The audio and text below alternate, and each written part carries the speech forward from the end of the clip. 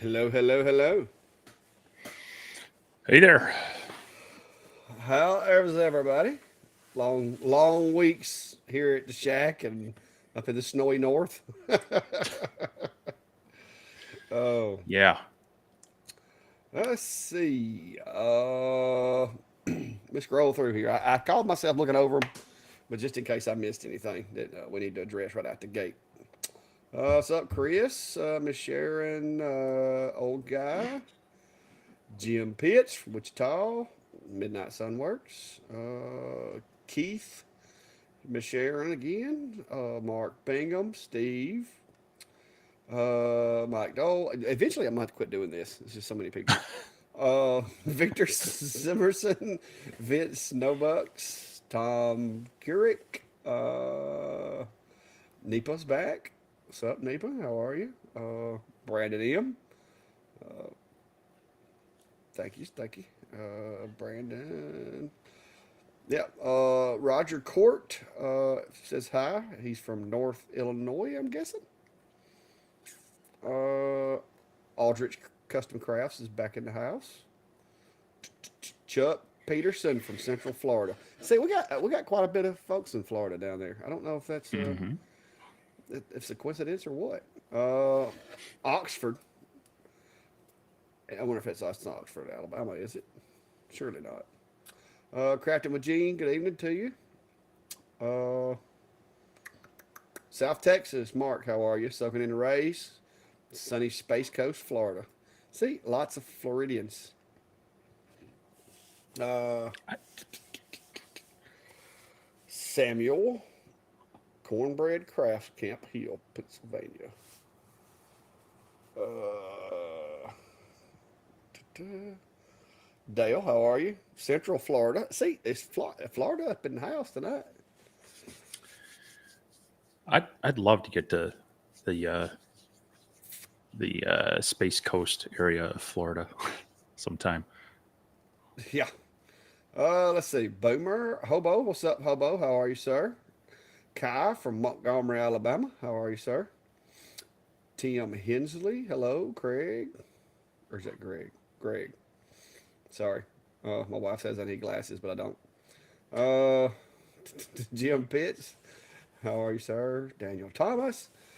Okay, it's a bunch of people, guys. So it's getting to where there's more folks than I could say. So if you're new and or and you want us to recognize you, then maybe we should start something where they like do something in the comments because there's a whole bunch of people that that are here all the time, and I don't want to overlook anybody, but I don't want to spend 30 minutes going through the list either. So it can So it can so be we're gonna have very a time consuming. we're gonna have a new member hazing, is what you're saying? Well, I don't know if not a hazing, not an initiation. Just if you're new, let us know where you're from. Maybe we could put put something in the comments. We'll have to work on that. There's got to be a Yeah. way. Well, There's got to be a way. So well, I see a couple of people asking about your trip. And since you've had a lot more adventures than I have past couple of weeks, won't you bring us up to speed on what's up with well, Steve? And I've got some hiccups and I heartburn and all that going on. I mean, I'm pretty sure you didn't you just fall down or something? I mean, they might be concerned about that with you. Fall down. Yeah, you took a trip, you fell. That's a really bad joke that just landed really flat, as if someone just Oh, fell. Anyway, yeah, well, I am home. I was not last week because we were cozied up by your lasers there. yeah. You Um, somebody was busy sticking stickers everywhere. I, I mean, you got little shop elves or something that just felt the place needed a little sprucing up. So, um, Uh yeah, oh. I took the trip hung out at Clack's place. Got down there last Friday and hung out till mid afternoon on Tuesday, and hopefully everybody caught up with various videos and shorts and fun stuff we were doing there. So we got to meet May and a few other people at a couple events there on Saturday, and did some projects with. We did that project for her. Did you ever get that back to her there? Yes, yes, I took it by. She wasn't Cool. there, but I did leave it with one of her ladies who claimed she was going Cool. to keep it, but May said she would get it back from her. So, but yeah, So that did get delivered. we got that done. And worked on a portable setup for my A24, which worked out nice. And as a matter of fact, I've gotten used to like just carrying it around that way. It's a little more portable than maybe I let on in the video. So yeah, that's going to be a nice little portable setup. So if people missed that, definitely check out my channel on that. And we got some sawmill time. Yeah, Went through a few blades because of treasures we are finding. yeah, yeah. I'm gonna have to spend a day sharpening blades. Yeah, but yeah, we cut up. Well, you had a chunk of red oak on there that you needed to finish slicing, and that went pretty well. But we grabbed a magnolia log that had been hanging around for a while and tried cutting through that, and kept finding some fun metal chunks in there that don't mix well with saw blades. So Yeah, yeah. I was starting to get irritated because I was like, man, what is going on with this tree? And after we started hitting nails, because my blades just kept going crazy, and then after we started hitting nails, we went back and looked through the wood, guys, and like every cut we made, cut through a nail. Like I don't know. Apparently, this tree was getting assaulted with nails for 50 or 60 years, because there was nails from the center all the way out to the edge, and we were cutting through them. I think we wound up, was it 4 blades? I think we went through, and it was just one right behind the other, behind the other. We finally just what? said, okay, we've got enough wood off of it. Yeah. Yeah, I don't think this piece, but this is one of the pieces we cut off there. And so I did grab a few pieces to bring home, and Yeah. I'll be getting those set up so air dry for a little while, and then we'll be working out. I'll figure out some sort of project. I've got a couple of boards that are closer to 2 inches. This one's about 1 inch, so I'll be making something out of those once they stabilize and get fairly dry, and so we'll look forward to that. But yeah, it was kind of fun. We eat treasures and all in the wood. It was kind of fun to check out. We don't have magnolia trees this big up here. The ones we have are more just like shrubbery size, so their trunk might get to be 6 inches in diameter. They don't get that big up here. So that was kind of the thought process for us milling up that log, is it was something that I don't have as much access to. So I did bring some stuff down for Clack to work with. We played with the one for May, and then you made a dish out of the other, Yeah. or part of the other. Yeah. I was just playing around and made like a little, Brady's got some kind of decorative stuff in it. Got it sitting on the table. But made like a little bowl type thing just to see what I could do with it. And it turned out pretty well. But yeah, Midnight Sun, when you're I say videoing and you're in a kind of trying to get things done or whatever, I didn't think about it. And I told Steve I should have metal detected it before we started and before we put it on the mill, because I have a loading dock before you set it on the mill that's all wood, and that way I can run the metal detector over it. And if it goes off anywhere, I know there's a nail in there. But because we were trying to hurry through it, I took the tractor and put it straight on the mill, and didn't put it on the loading dock and check it for nails before I did. And when we did start trying to run the metal detector, it was kind of is it a nail, or is it actually because it's over this crossbar? And we had actually had that discussion until it went shriek, and then we're like, okay, it was a nail.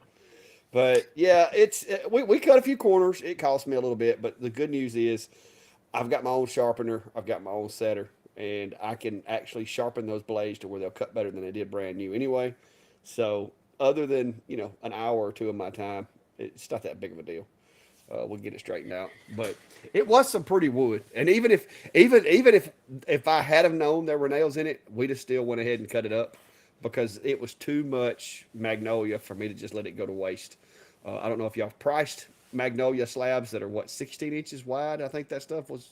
Did we wound up is 16, 17 inches wide? Here, let me check quick. I want to say we wound up. We just squared it up, but Well, 14. Okay, so it's about 14 inch wide slab of magnolia. And like Steve says, you don't find magnolias that big everywhere. They're few and far between. So if you price that 14-inch piece of magnolia, it would be kind of pricey. So it's worth a few sharpenings, in my opinion, to get that cool wood. But Yeah. the nails, I think, contributed to the black heart in it, but it made it look cool. So, Yep. So, but yeah, I was supposed to go on down to Georgia, and I did head over there for the airplane event, but I was only there about a day and a half, and I needed to head home, unfortunately, a little bit early. So, but I mean, fortunately, that did get me home ahead of some of the storms we've been having here in the central U.S., which I hope none of our viewers are in that area. There's been some pretty nasty storms from Oklahoma up through Nebraska. So I kind of skirted around those both on the way down and back up. Um, and glad to be safe back at home. Took a little bit to rest, but today was out here trying to get things reorganized and trying to get caught up on the A70. Uh, Hopefully, do some editing tonight and get that out tomorrow. A little sneak preview. This is a chunk of cherry that I had cut off on a neighbor's tree that they cut down. So this is about 3/4 inch, and you can tell on the ends it struggled just a little bit on the very ends, but that was easily just snapped apart. So it's a powerful little beast. Being able to cut through some harder wood like this, and I know we showed in the video cutting through some 1/2 inch plywood for those corners and such. So definitely an interesting laser, and I need to get it into an enclosure and start using it a little bit more. But going to get the initial video out here hopefully tomorrow, and then we'll move into more fun stuff with it. yeah, I think Sam wants to know if you got to meet Steve on a stick. Yeah, Steven a stick and I had some words. Um, I told him if he's gonna be hanging out in the shop, he's got to be doing a little advertising for me. So you may see some things in videos, him doing his work. Yeah, well, he's just kind of chilling over in the corner right now. But yeah, Philip, he did come down and go to the self whatever thing there. That's true. Chris, if you'll pay the shipping, man, I'll send it to you.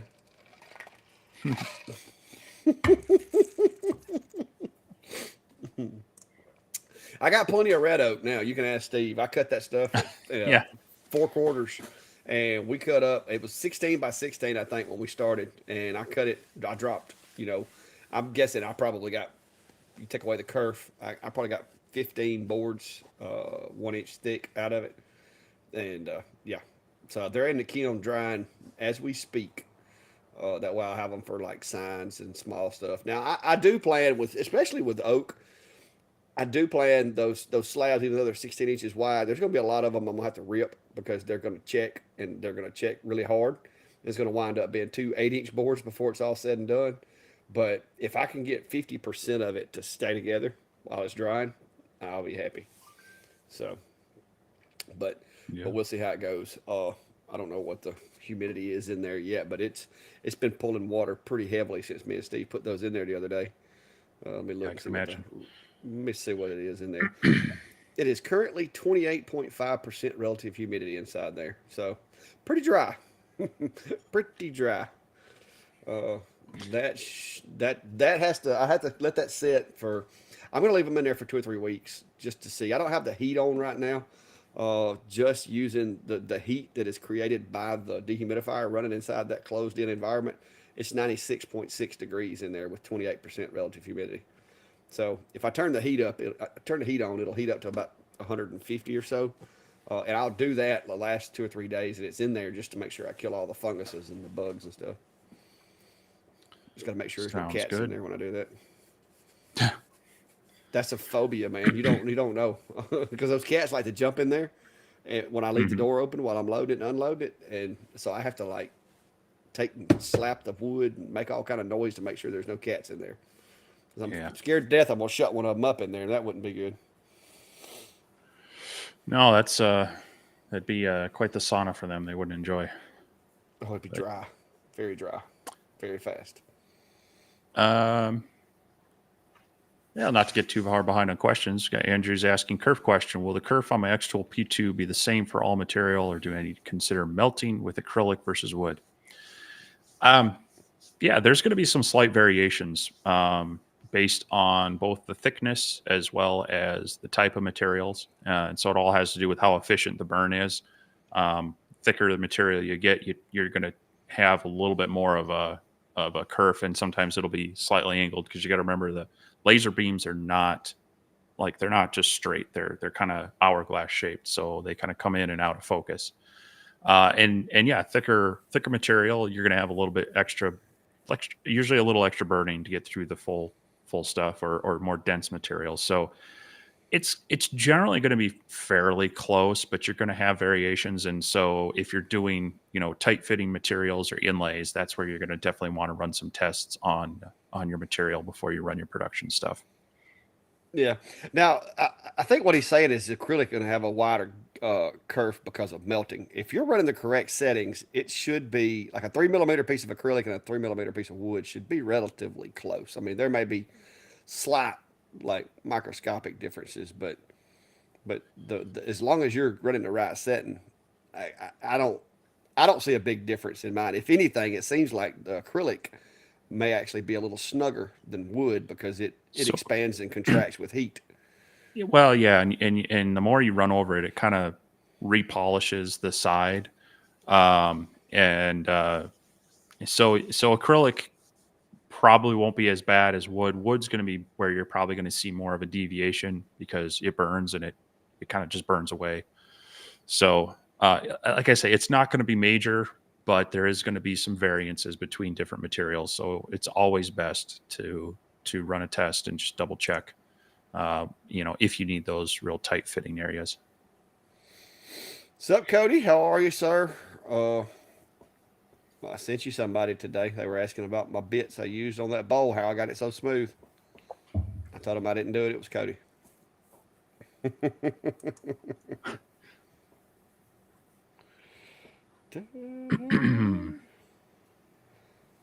um, Mark's commenting, I've been getting some mild serrations cutting through 3 millimeter basswood plywood with the 70-watt system. Can be cleaned up with a couple passes of sandpaper, but curious if y'all have seen that. I guess depends on what you mean by serrations. There was actually a thread, I think Brian started it in the Facebook group, Mm-hmm. where he was getting some slight kind of almost like coin edge cutting on some of his material. And I think we've seen that on both CO2s and a little bit on diodes. So it can be something that shows up. If it's random, you might want to, like if it's a fairly consistent pattern, it's probably something with the more of the beam settings and such. But if it's random, you might want to double check that everything's tight, that you're not getting a little bit of a loose bit. Yeah. Okay. So he followed up saying, yeah, coin edge, scalping shape. Yeah, it's not abnormal. You can sometimes play around with your speeds and passes to get it to be less apparent and such. But playing around with a few different lasers, you'll see that appear sometimes. I think it was at certain speeds it was more prevalent. Hmm. So I think it's got something to do with the way the steppers are operating because they're one's moving up and the other one's moving right, and I think you might want to play with your speeds because the test that I did and I think Steve did too to try to help Brian diagnose it was there was a sweet spot in the speeds that it would show up the worst, and then if you went slower or faster, it wasn't as bad. So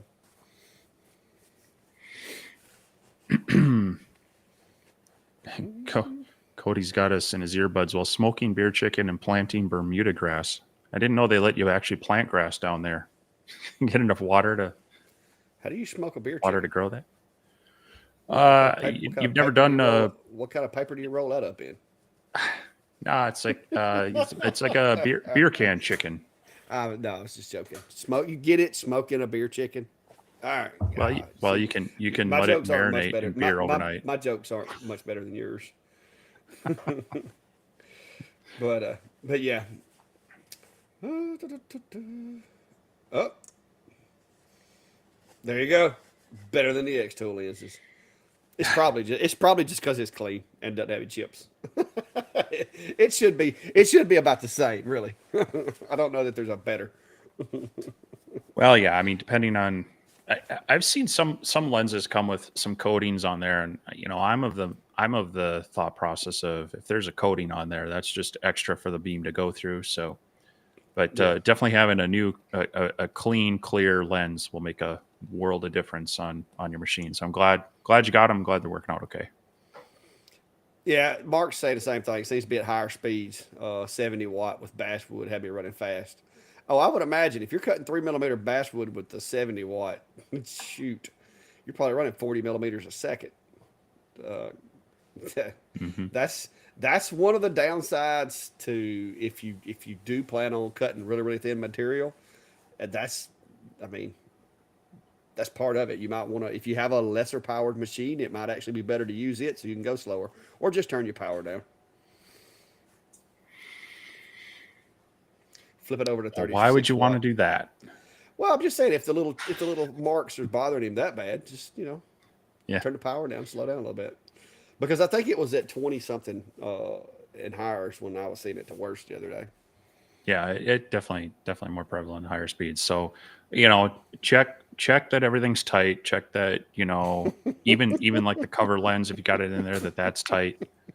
That there isn't any, if you're getting like that kind of that, if you slowly move it by hand and you're getting kind of that pulsing, you know, try to adjust everything to get everything running as smooth as possible. But Dale said we don't need to quit our day jobs.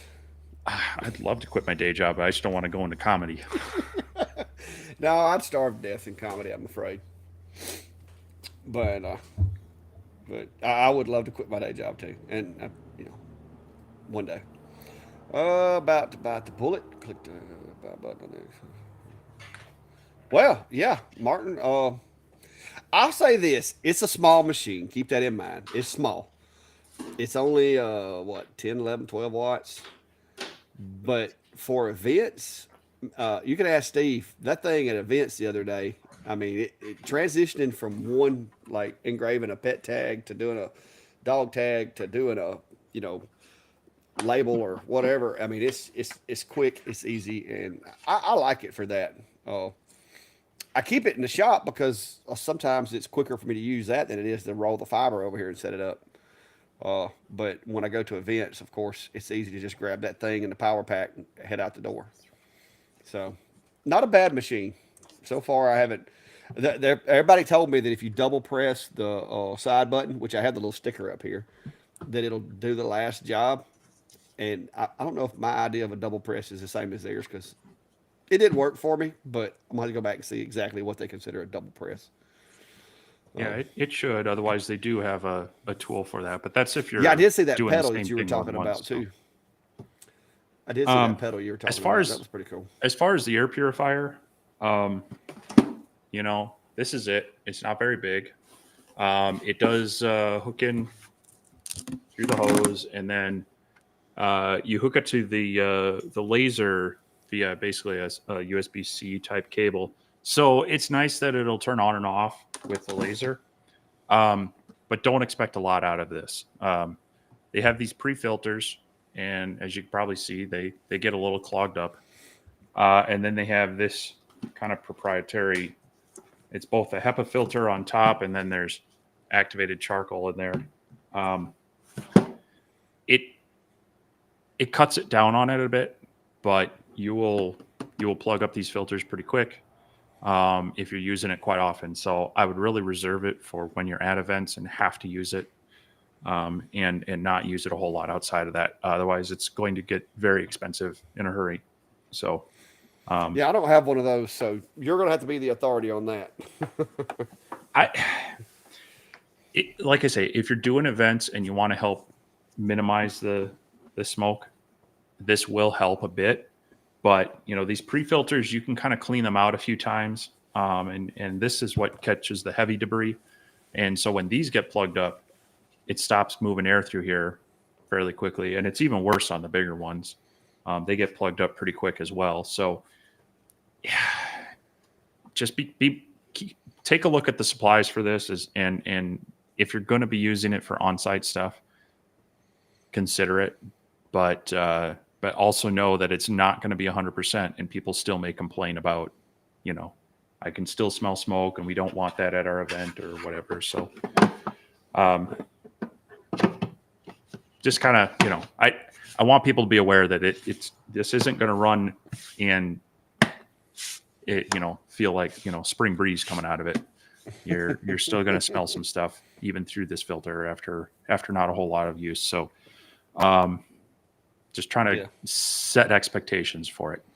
So yeah. Now, if you're going to be engraving stuff at events, the one thing that I would say would probably make that a little more effective is if you're not engraving wood, like the dog tags and stuff we were doing the other day, Steve.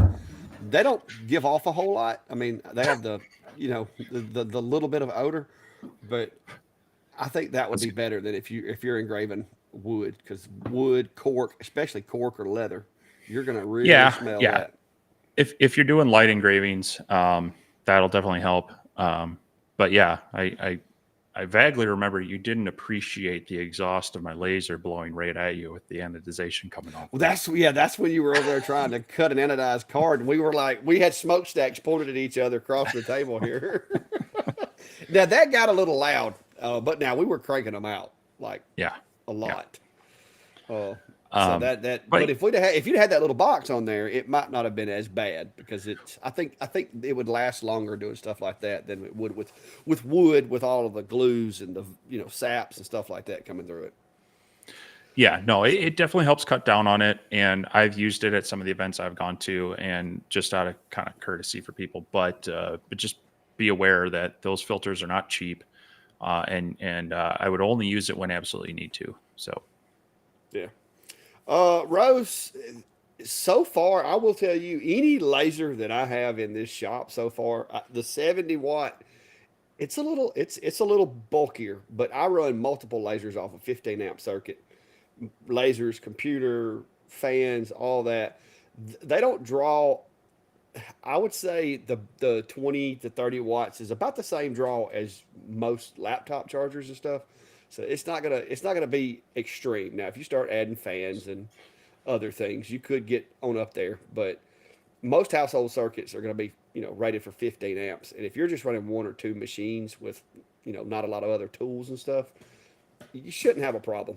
But the F1 especially, I think that thing. Have you tried running it off a battery pack yet? Like, 'cause you've got one of those little. You ran the A24 off of it the other day. So I was running the Atom Stack A24. I was running the 12 volt fan off the back, and then I was running my laptop off of my portable battery unit, and it was topping out around 200 watts. I'm sure if I was, and that was, I mean, the laptop wasn't pushing hard at that point. So yeah, I mean, you look at the power supplies of these. I suppose I could go look at the P2 power supply, but most of these are using, maybe 100-watt power adapters. So it's like running a shop light. Your toaster runs probably 1,000, 1,500 watts compared to the laser, which is running most a quarter or less of that. So most of your like entry level hair dryers that ladies use pull way more voltage than what these things do. Yeah, these do not. I mean, any kitchen appliance, it's probably pulling 3, 4, 5 times the power of most of these. So yeah.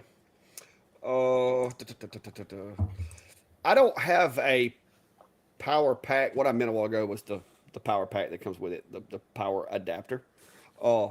But I do run on my portable shack. I do have a battery backup that I can run everything off of if I'm not using a generator or whatever. I haven't ever tested it, see how long it would run. Steve uses his little rechargeable battery occasionally. That's what I was talking about with him. And you've got a couple of those, don't you?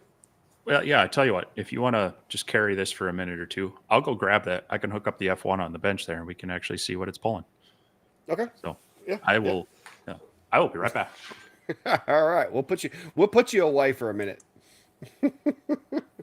But yeah, so y'all want the answer to how much the F1 pulls. He's got a battery pack that also has like voltage monitoring built into it, so it'll actually tell you how much electricity it is consuming, as well as it'll give you an estimate. And it's an estimate because it's going to vary depending on the power of the beam and percentage you're running it at.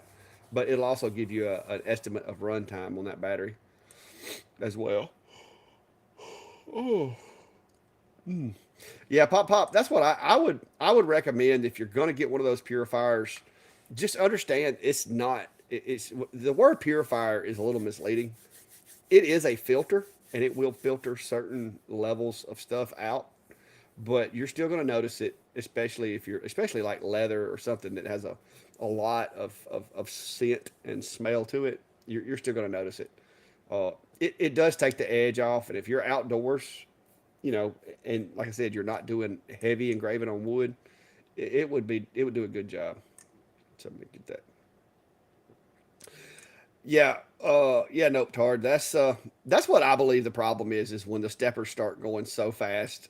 I think it's just part of the software between, like you said, between the software and the hardware. It's just it can't make perfect circles because it's using two linear motions to make a circle.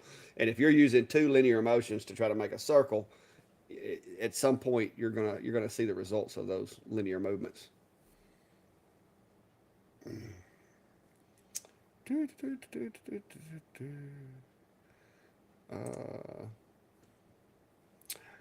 Uh, That's a question. I just ordered a new machine. How would you go about adding a new Lightburn key to an already existing account?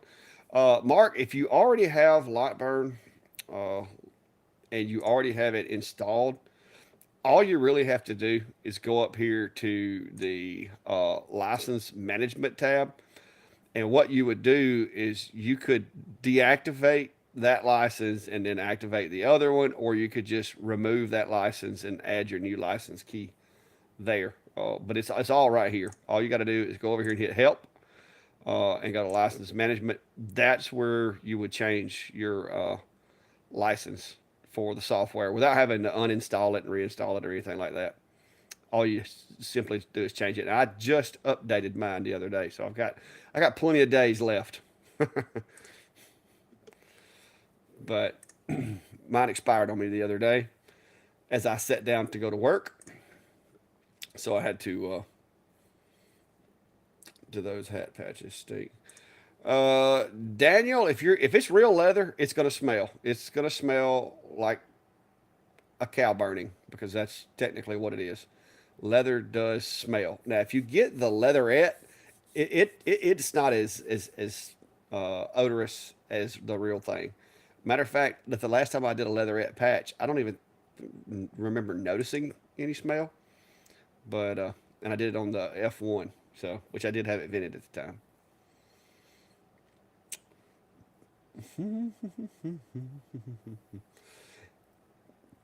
Yeah, what Chris is saying, if that's what you're asking, Mark, if you have a license for Lightburn on the computer that you're using, as long as if like say if you have Galvo, which I do, I can run as many Galvos or as many diode lasers as I want. If you have, you got as long as you have the license for that specific machine. I haven't run into a limit of how many machines I can run at one time. I have actually ran 5 machines at one time on my Lightburn on my computer here. I actually have little squares set up all over the place running different machines. I was actually running 2 today, doing stove covers and bamboo cutting boards. So it's like every day I'm running 2 lasers at one time. Samuel said he is running coasters and listening to the live. Cool. Yeah, Mark. Yeah, if you do cherry, oak, you can do hickory, black walnut, pecan. Those also smell like somebody's barbecuing. A black walnut has a really, really like it's almost a sweet smell to it, but it smells pretty good. Pop Pop said he runs off the F1 off a Jackery without any problems. I don't have any of those right now because I have the little 2,000 watt inverted generator that I use if I don't have electricity. Yes, Rose. The voltage input for these things is very, very minimal, because all it's doing is taking that AC and converting it to DC. And now, up until I got the A70, they were all going to 24 volts, but the A70 actually goes up to 36 volts. But the amperage draw on that's nothing for what most household circuits are designed to do. What's up, David Allen? Good name, by the way. Yeah, Jeffrey, the filters are expensive. Now I'm going to be honest with you. I redneck recycle. Uh, I take the filters out of even like my dust filter up here. I take those things out the first time or two and hit them with the air hose from the opposite direction and clean those babies out and put them back in there. But if you're really having to try to get rid of the smoke, that's not going to work. You're going to have to swap them out.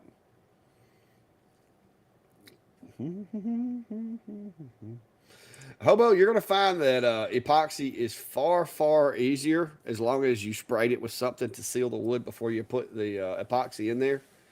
And if you didn't, then I hope that the wood is a dark wood, because I learned that lesson myself. You have to seal the wood with something and let it set before you put the epoxy in there, or it'll bleed through the fibers of the wood and cause you some little imperfections, which they still look good, but it's not bad.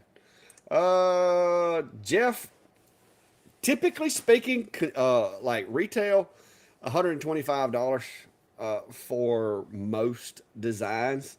If they want something too complex or too big, then there's an upcharge. But I sell them all day long for 125 to the public. To the business that I sell the most of them to, I get $100 a piece for them. And let me show you. That, sir, is 4 stove covers propped up against the toolbox right there that are ready to go out the door. And then I've got another 5 stacked up right there on the CNC that I've got to finish this week. I'll be working on those during the week, getting them finished and getting the handles and the little felt feet and all that put on them. And then, of course, I've got 2 name cutouts that I've done this week. And the CCHS soccer one over there that you see, they asked me if I could make something for a photo backdrop that they could attach to a cloth background. And so that was me testing my theory and making sure that I put enough magnets on the back of it. I used 4 little small rare earth magnets on the big one, and then 3 on the smaller one. And basically the magnets are hot glued to the back of it. And then there's another magnet that comes in from the back. But that was for the local high school soccer team. They're doing their photos for the end of the year. And it's going to be some Clack Shack swag in the background of all those photos. So I thought that was pretty cool. And then I got that name over to the left. That's from my party planner. I'm assuming it's probably going to be for a graduation, seeing as how we're coming up on graduation season. And she does like a lot of graduation parties and stuff like that. But yeah, my cost on those stove covers typically, because I get most of my supplies and stuff, like I buy a panel that does 2 at a time. It's 30 something dollars. So typically speaking, I've got a little over 20 bucks, I think, $20 and some change in materials. And like I said, today I built 9. So, or mostly built. So it's not just killer money, but hey, throughout the year, I think last year, I'd have to go back and look, but I think I wound up, my total revenue from selling stove covers was $13,000, I think, last year. And that's, like I said, that's just one product. So it keeps the lights on. Anyway, Steve, are you ready to come back? You look like you're ready to come back over there. I'm almost good. Just getting something set up to do an engraving here. So Yeah. But I make a lot of stove covers. I'm gonna be honest with you guys. I get burnt out on them. I've got it to the point to where, like, there's no guesswork. Like I don't have to measure anything. I've got jigs. So I've got jigs for those things. I'll show you. This thing right here. This is the most awesome. This is one of my. This is actually a more recent iteration of my stove cover jig, but you cut the stove cover to 22 and a half by uh, 30 and a half, and then basically you lay it on the table, sit this on top of it, slide it up in there. It has a recess right here. You can actually verify that you have it where it needs to be because the corner of the wood will be sitting right there below this little hole where you can see it. So once you see the corners, and it also, like I said, it tracks inside these little lips. I take a pencil, I mark all these holes. I've got one impact wrench set up with a countersink bit that drills the holes for the screws and countersinks them, and glue it up, put it together, and then I go back with my newly acquired Rockler portable drill press, which is awesome, by the way. And these are the holes for the handle. That's why these are colored. You don't do these until after everything else is glued together because it's got to go all the way through. But then I just mark them both ends and then toss this to the side and go to the next one. And I also have a jig set up on my chop saw that automatically cuts the sideboards to 22 and a half. And my table saw, I've got it set to where I just slide it open until it lines up my little marks. And the only cut I'm having to do right now is the 30 and a half I had to do a skill saw because the way my table saw is configured. But I'm gonna fix that soon. I've been getting some ideas together on building me a table to where I can incorporate all my tools into the table. So Very cool. Well, all I've right, got this set up if we want to show it real quick. sure. All right, so let me switch over here, and maybe we'll do that. Oh man, X Tool sent you a table too. Yeah. Well, I was having trouble getting the F1 to connect, so I bumped it up there. So in case it was a battery was blocking the Wi-Fi, but so I've got the F1 sitting on top of the air purifier. Both of them are plugged into the unit, and just sitting at idle. You see over on the right side there, it's showing 18 watts.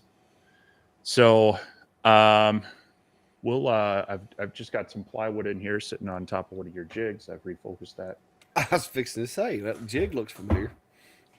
So I've got an engrave set up here. We're gonna run it at 100% power just to try to max out everything, and the fan should come on as well. So let's see what it does when it all gears up to full power. So let me get this started. Gotta hit the button.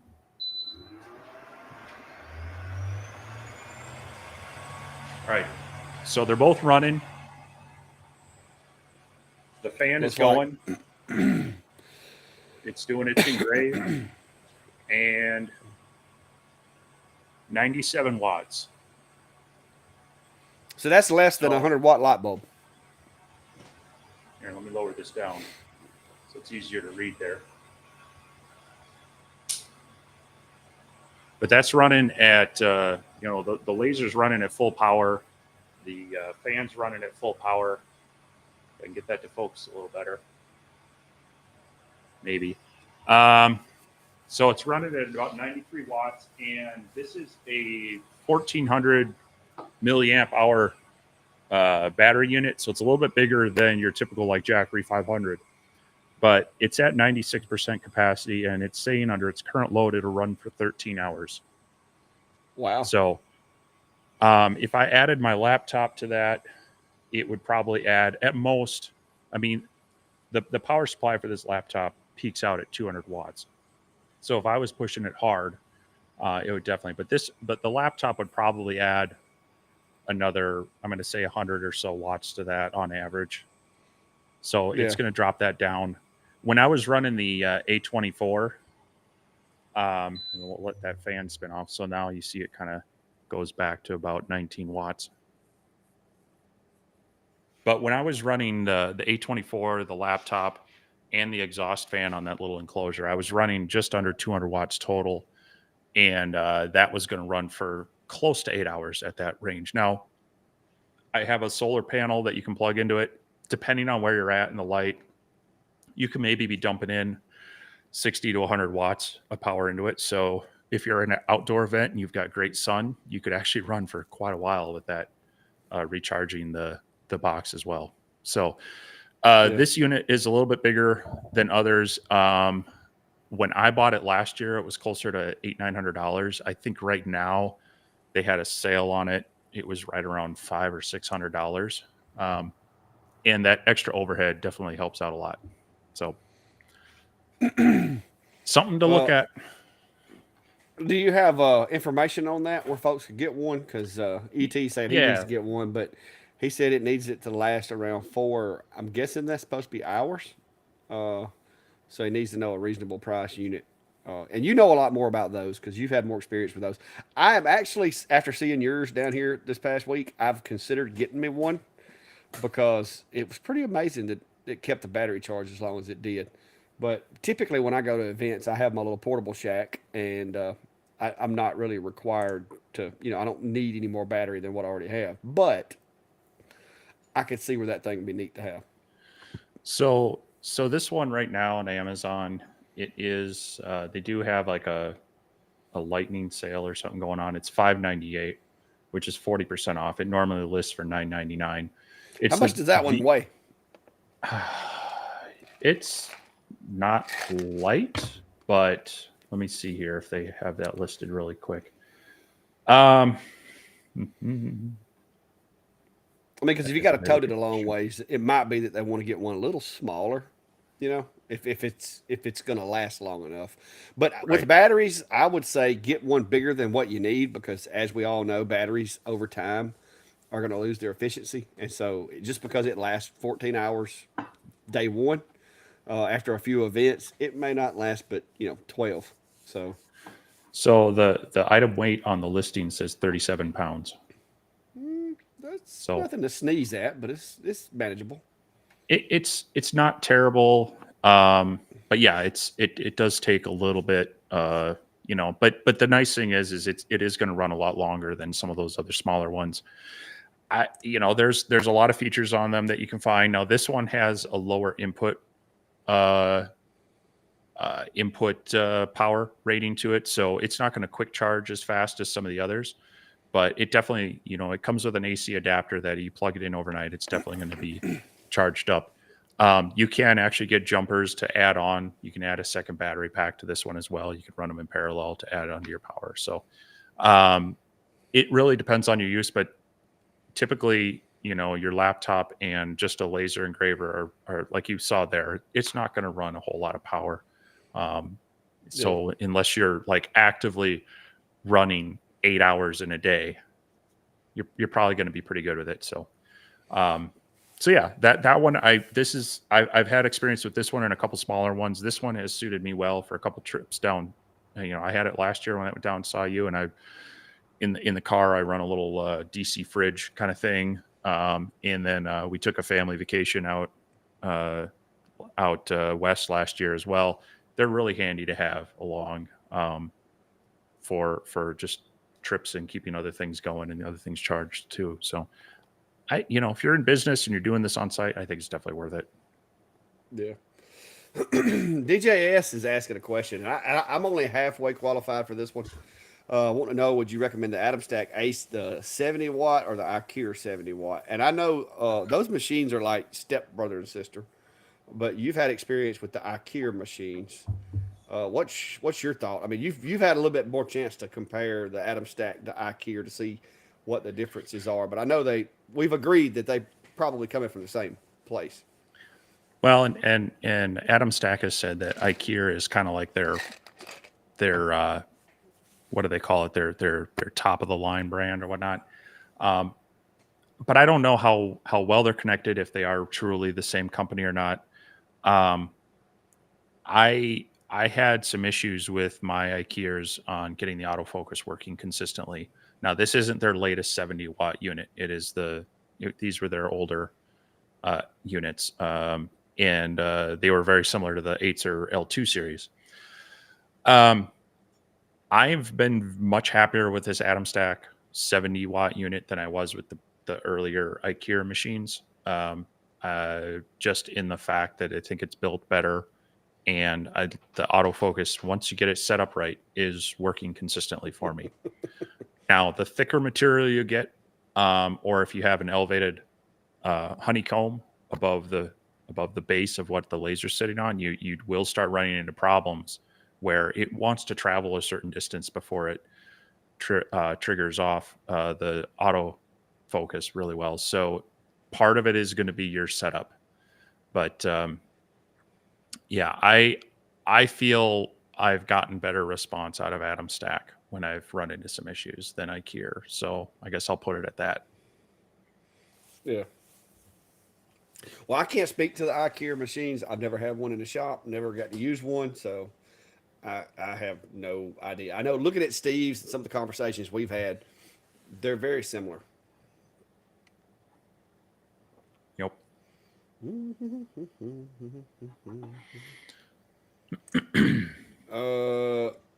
Mark, I do not put borax on anything that I do. I've tried that early on. Certain woods will turn yellow if you put borax on them. And if you do anything to an engrave that has borax on it before you spray it with clear coat, the black's going to fly away or get on the wood and stain the wood. Or I prefer not to.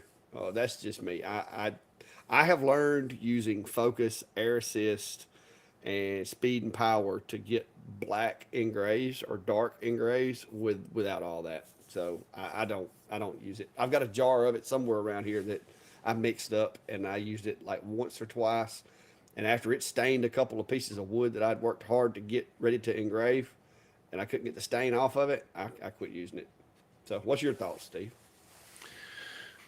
Uh, I have not ever tried it. I prefer to get the more natural look. And if I'm not liking the engrave, I might switch to a different kind of wood, or I will do if it really needs to be a high contrast, I'll do something either with an inlay or I'll stain or epoxy fill. I Yeah.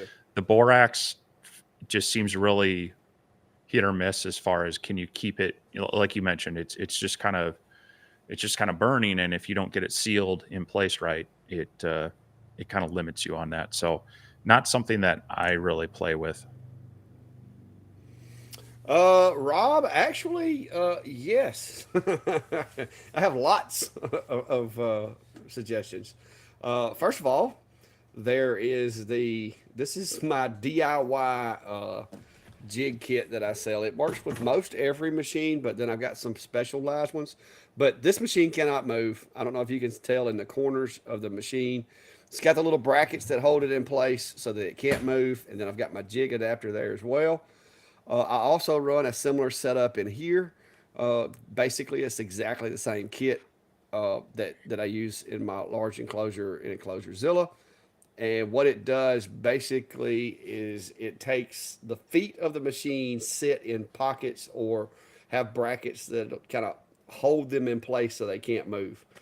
Because when you start going at high speeds, the machine can slide, especially if you've got those metal feet sitting on a smooth furniture polished table or just a piece of plywood. Uh, I recommend it, and I got a buddy that I've just got started up with laser engraving, and I told him, he's got all my kit stuff. We took it over there and got it set up. You want the machine to be stationary. You do not want the machine to be able to move. You want the honeycomb or your cutting surface to be stationary, to not be able to move.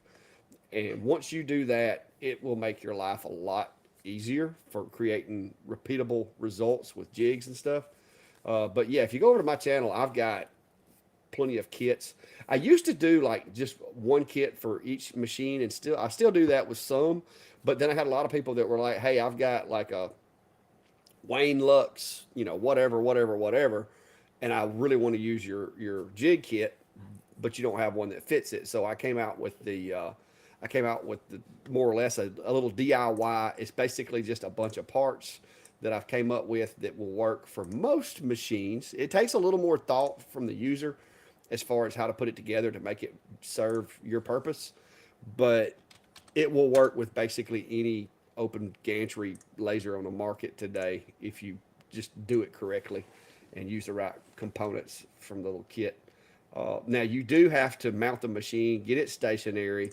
Once you get the machine stationary, then you go back use the laser of the machine to make a mark on your wasteboard or whatever, and then line up the jig bar or the jig panel with it. And you'll look over here, you can see that in my enclosure, there's obviously there's a line where that little teeth right there line up with the edge of my honeycomb, and that way everything is square. But you have to kind of mark that with the machine and line that up and get it square.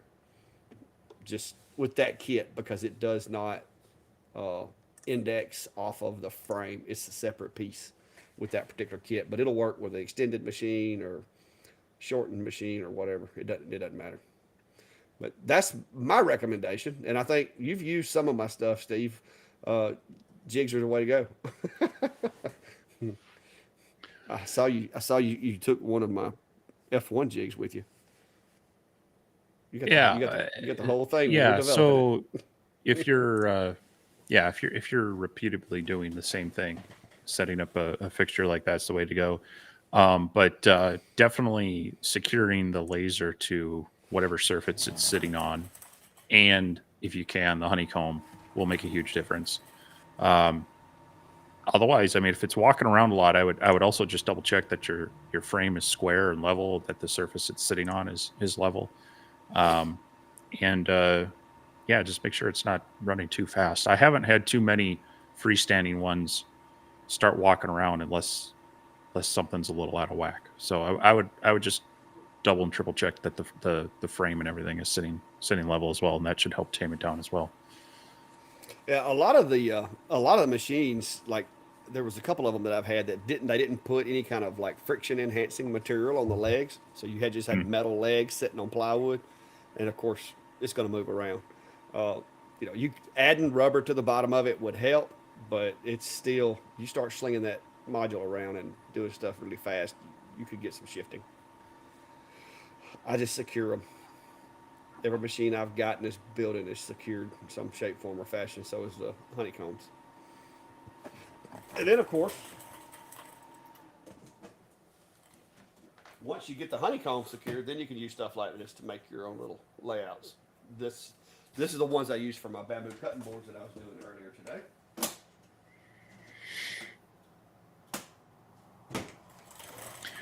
Yeah, and so the A24 in your portable clack shack, you have that basically fixed to the table, and then you fixed the honeycomb inside there with brackets and such, and then we kind of did the portable style on the board while I was down there. Again, both those are now fixed, which helps everything, and especially with that one has the integrated camera. Once you get it calibrated, then if everything's fixed and not moving, and that should stay as well, but it keeps it all portable. So um, any way you can add that kind of stationary fixing of things together, it's just going to make your setup a lot easier each time. Yep. KC, appreciate it. Yeah, me and Steve, we kind of developed that while we were at Maymay's because we, I was using the F1 and I was thinking I wouldn't need a jig kit for it, but then after using it a time or two, I'm like, you know what? I'm spoilt, and so I went ahead and we started actually building it and designing it there at the event, and cutting them out and using them. But it does make it a lot easier, especially transitioning from one item to the next to the next. Uh, but yeah, Steve's A24 is set up, like I said, basically the same way mine is. It just makes it easier, guys. When you know the machine can't move, you know the honeycomb can't move. All you got to do is index your material to the machine, and you know exactly where everything is going to go to. Yeah, check that out. We created that, and as Steve was like, and I told him I was like, yeah, you could probably just carry it on the board. He's like, nah, but I see he figured out that it is actually very convenient. You almost need to make you a box lid to go over top of it now, Steve, and attach it Yeah. with some little clasps or whatever. Well, that would add some weight to it, but it's working pretty well as is. Yeah.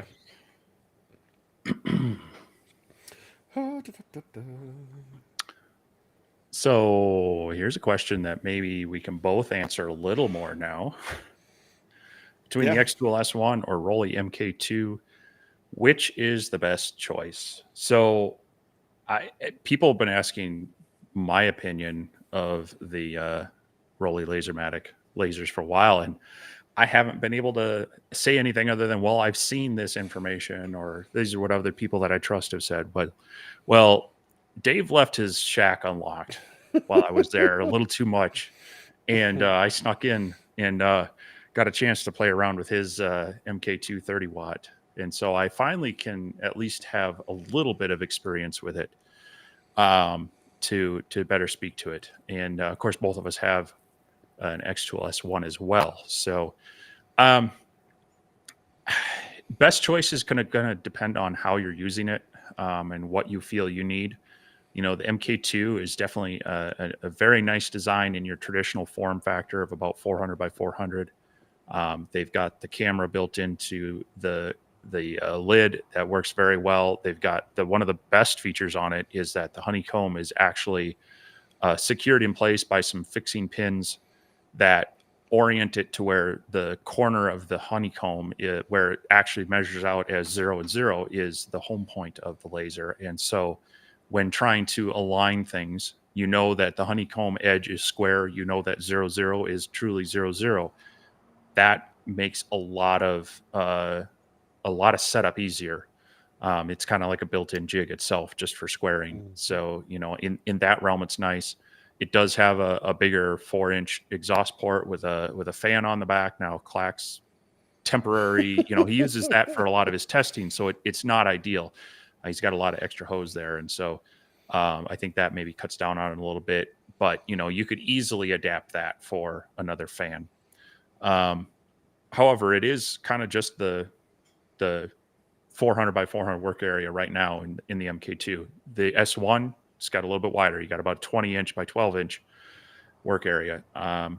So it's a little bit bigger area, and they don't have a camera, but their positioning system using the crosshair actually works very well. And so when you have abnormal shapes, sizes of items, you can even kind of multi-point square that out, and it's going to give you the exact working area based on the laser itself. You know, now cameras, the further out from center you get, you're going to have a little bit extra variation. So even the best camera setups will have, you know, maybe a half a mil to maybe 2 millimeters of differentiation, depending on how far away from the center point that is. So, you know, there are issues with that. The S1 has their conveyor system, which I don't know that is the best, but that'll feed through larger items. Whereas the MK2, you'd have to make sure it fits into the 400 width, but then you could do the print and cut and slide it through manually and such. So there are different ways to deal with it.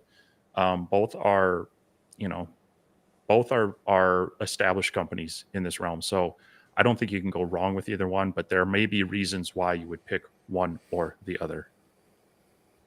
Yeah. Like you said, it's going to depend on what you're wanting to do with the machine. They both are very capable machines. Of course, if you're used to XCS and you like XCS, then you know that may be a factor for you. If you're used to Lightburn, then that may be something to consider as well. Although the S1 does work with Lightburn, you do lose a little bit of the functionality. They just recently made some changes to Lightburn, and they're starting to be a little more inclusive with some of the things that the S1 can do.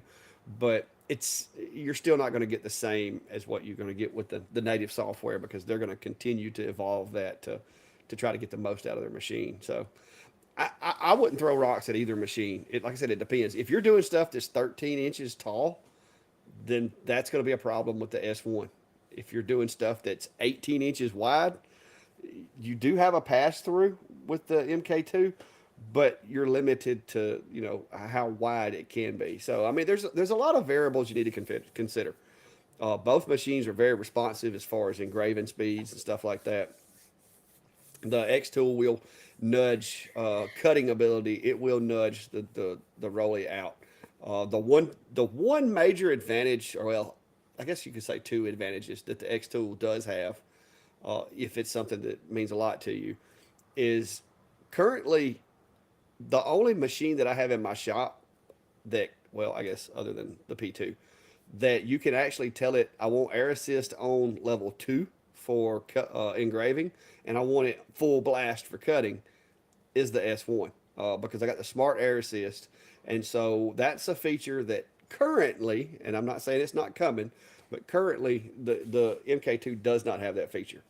Uh, that's a that's a good thing for me because I like running air assist. Now I will say the way the MK2 is built, the fan on the module does help direct a lot of that smoke. It kind of acts as kind of a low power air assist in a way. And I've noticed that it runs a lot cleaner than some of the other machines because of the way they've got that cone design. So it's a toss up. There's a couple of little differences in the machines, but it's either one would be a good dependable machine in my book. The other thing I would mention is if you now if you go all out and you get the riser for the S1, and if you need this machine to be portable, that gets to be it's pretty wide and it starts getting kind of heavy too. So it's not going to be as portable as say the MK2 is. So if that's something that's concerning for you, like you can't have a dedicated spot for it or you want to be able to move it, the MK2 is going to be a little more portable for you. Yeah, that's true. The S1 is a bit of a handle to try to carry around by yourself because Yeah. I don't know that it's heavy. It's just awkward because you Well, try to bend over and lift it and yeah, and that's the thing is that it's a good 30 plus inches wide, and that riser base is it's all metal, so it all adds up. So it yeah. gets a little awkward. So Now, like I said, if tumblers is your game, I like the way they got this one set up for tumblers. So there's a lot of things to consider. Uh, where are you going to put it? Where's it going to live? How much space do you got to sacrifice? I mean, there's a lot of considerations to be made. now, I just want to clarify: the shop was left open. Oh, the vandalism! Oh my gosh, There was the no vandalism. breaking. There may have been some entering. And There were were some stickers. things. There were stickers. Hey, There's a sticker there. Okay. nothing is permanently affixed. There's a sticker in there. See that sticker right there? There's a sticker in there. I don't think he's found all of them yet either. You can't see that one. There's one back there, and there's another one right over the top of the CNC, right above my logo. You can see a little small Vintauri's Workshop sticker, like right there. And there's no telling how many more that I haven't found because they're black I and white, so they kind of bend in. They kind of blend in around here. I just wanted to make sure you had some spares in case, someone stopped by and they wanted some swag for me as well. But y'all should have saw the look on his face when he thought I had put a 6-inch sticker on the back of his van. He didn't know it was a static cling, and he looked at it like, "Did you seriously put a 6-inch sticker on my paint?" Well, and then he takes it off and I end up coming home with nothing. No stickers, no pens, Oh, I didn't know you no wanted it. shirts. Well, probably that one would have probably fallen off by the time I left the county. Yeah, that one. I don't remember what it came from. I used it on something else, and it wasn't its stickiest. Yeah. But no, there's definitely some Easter eggs around Clack's shop for him to find over the next little while. There's no telling. Oh, I found a mouse, but I know who brought it in. Yeah, well, that was your cats. Yeah. I come in here and I looked over and I'm like, there's a rat on my floor. And I was like, he is awfully still. Mm-hmm. Rob's asking, is there a rule of thumb on the size of board should be mount your laser to? At least slightly bigger. Than the laser. It depends on what you're going for. If for going portable like this, I wanted to make sure it was just big enough to have, we put those little corner blocks in to support everything. But I was thinking about portability, and I didn't want it any bigger or longer than it needed to be. So that one ended up by about just under 24 by 30 inches. Now, if it's a workbench area, I like to have some extra room because you might want to mount your air pump to one side or the other, and you might want to have your power strip accessible or other things. So there I'll be more of like, okay, I want some flexibility, and it's in the shop. I got some extra room. So, but the key thing is minimum size would be just slightly bigger, so you have some way of securing the laser in place to it. Yeah. Yeah, let's just say she's currently got the F1, wanting to upgrade to a full bed laser. I've been looking at the MK2. Any other similar lasers I should look at? The MK, if you've only got the F1, the MK would fill in a big gap for you as far as stuff that you can do, cutting ability, and convenience. And like I said, I've dealt with Leo and I've dealt with X Tool. Leo, I basically had similar problems with two different machines. Leo was very responsive. He helped me get it fixed. It was a little easier with Leo, but I think it's because he knew my background. He knew what I know about lasers, and when I emailed the support at X Tool, I didn't really tell them who I was. So I was going through the same channels everybody else does, and basically they said, try this, try that, try this. It didn't work. They're like, well, click this link, let me remote into it, look at the machine, dump the logs. Did that, and then they told me they felt like the board needed to be replaced, and they sent me a board. I swapped it out, and it's back working. So, my experience with X Tool wasn't terrible. Even without, like I said, even without me going through, you know, channels that I have access to, or people think I do. I don't, but people think I do. If with me going through the same channels as everybody else, it wasn't terrible. No worse than trying to call AT&T about your phone bill. So.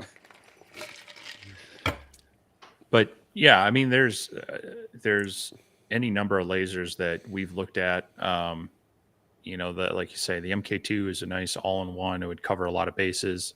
The S1 gives you a little. We just kind of went through some of the variations for portability, but still having something a little bit better, nicer for cutting. I think both of us have settled on the A series, the Atom Stack A series. Mm-hmm. They have everything from a 6 to our 24s, but I also noticed on their site today they've announced a pre-order for a 48-watt version.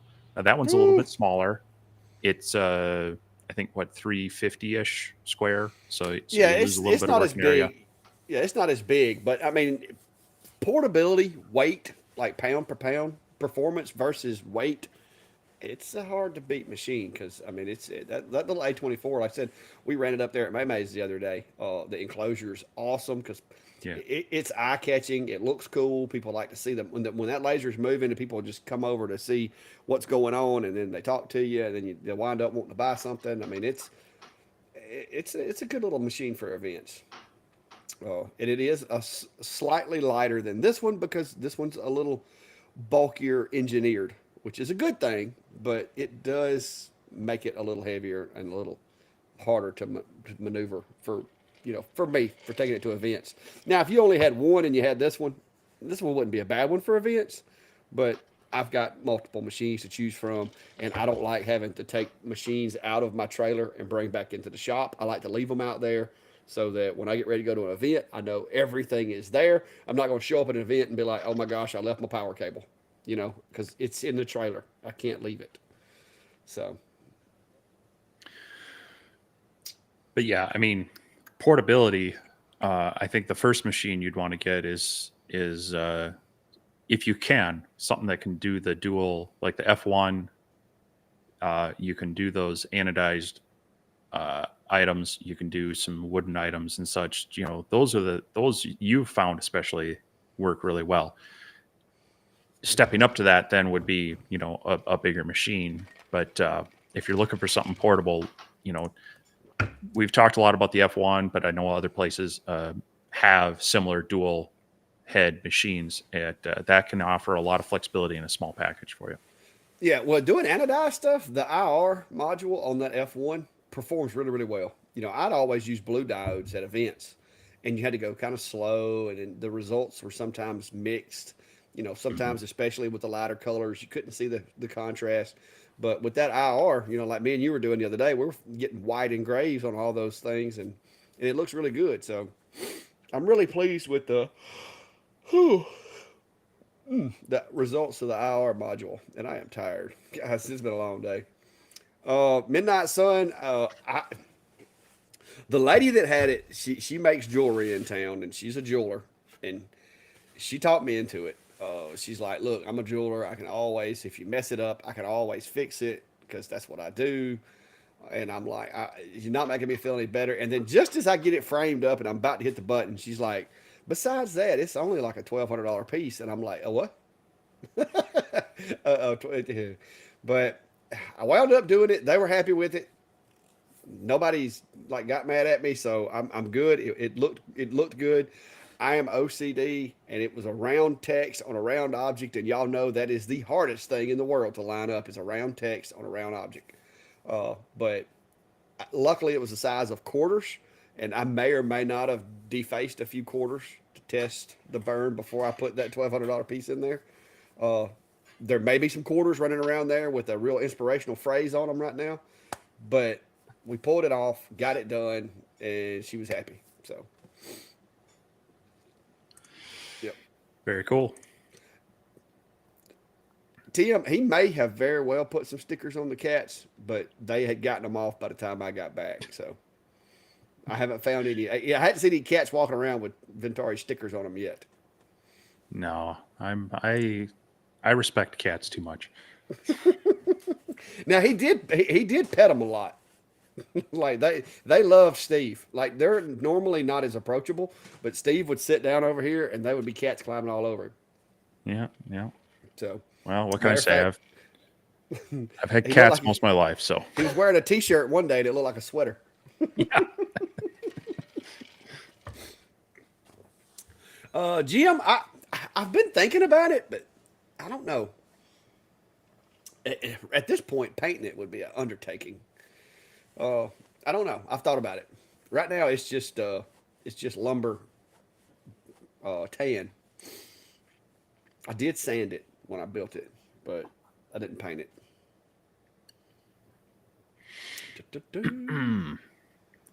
So Pop Pop's asking that does your S1 travel well in the trailer? Alignment issues after a trip? Considered Uh, adding a folding table to my trailer to put a larger laser on. I have the F1 that I put in the booth. Now you haven't traveled with the S1 though. no, uh, no. I wouldn't see where it would hurt it as long as it wasn't bouncing. Like getting slammed around. It wouldn't be a bad idea to probably use a rubber band or zip tie or some painter's tape or something to secure the gantry, to secure the module, so that if you hit brakes and it's not just zipping back and forth. But I haven't, I haven't had a problem with that with any of my machines in the trailer. But I've only had the X Tool D1 10 watt, X Tool D1 20 watt, and now the Atom Stack A24, and I haven't had any issues with any problems as a result of traveling. But now my trailer is a dual axle box trailer, and it's not a rough ride for them as long as I don't get too crazy on the back roads. Yeah, I was going to say that's kind of the big difference you've got there is that you've got a beefier trailer that's got better suspension. If you've got one of these smaller 5x8 or 6x10 single axle, that's kind Bouncing. of meant for carrying a certain weight.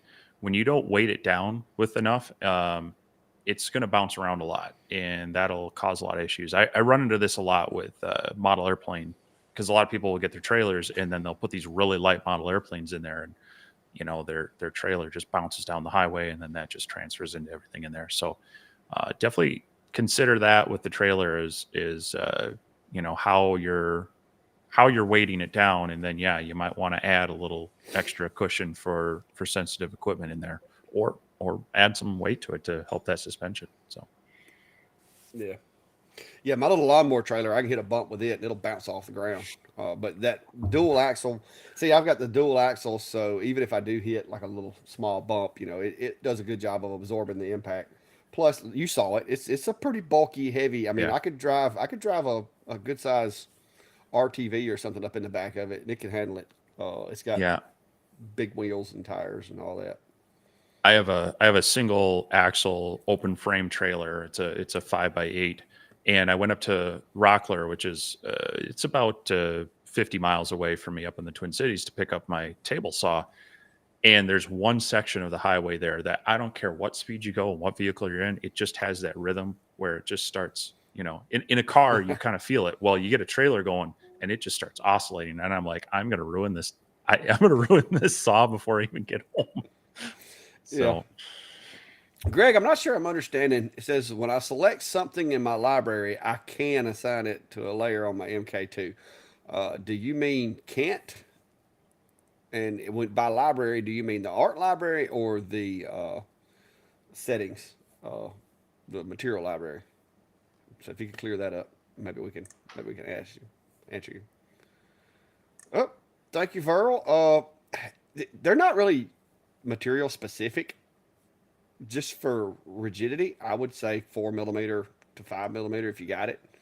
If not, you could do more thinner, but you might want to do a few layers just to make sure they don't start twisting or warping on you.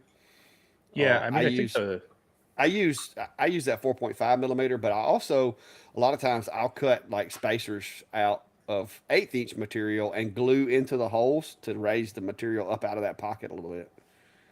I think that's what you got, isn't it? Yeah, so I think that bottom plate is, like you say, it's right around 5 millimeter thick.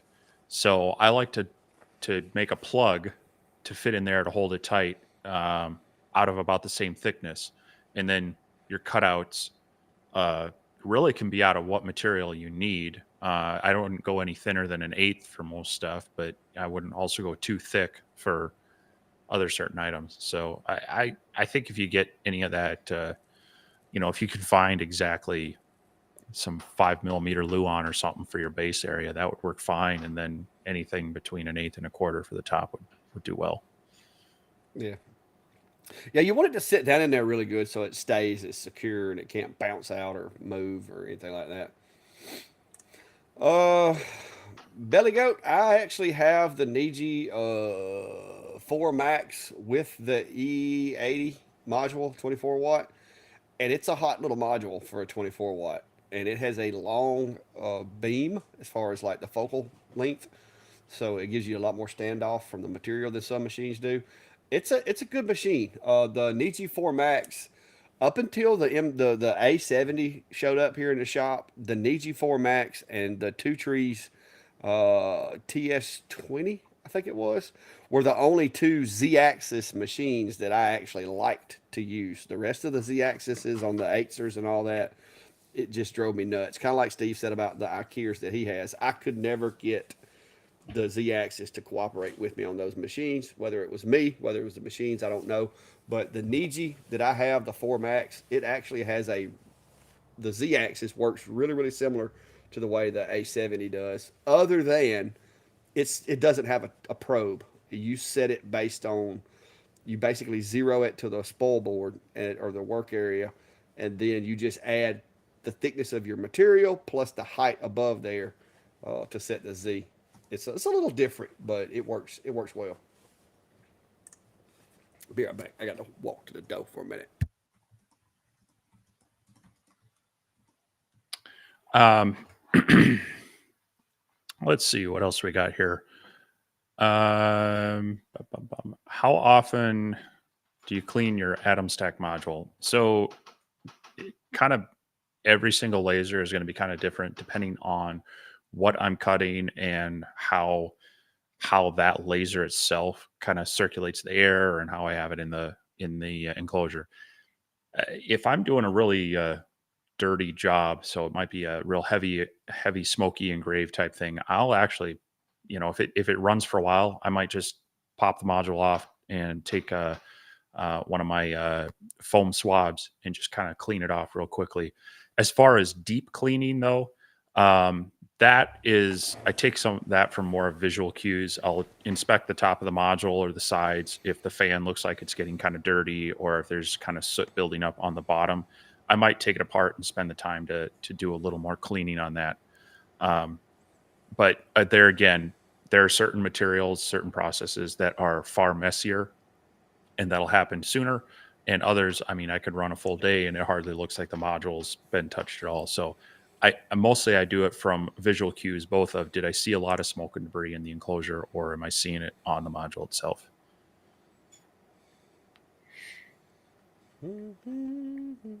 So this is the ever so important question. Is the orange Auburn or Tennessee?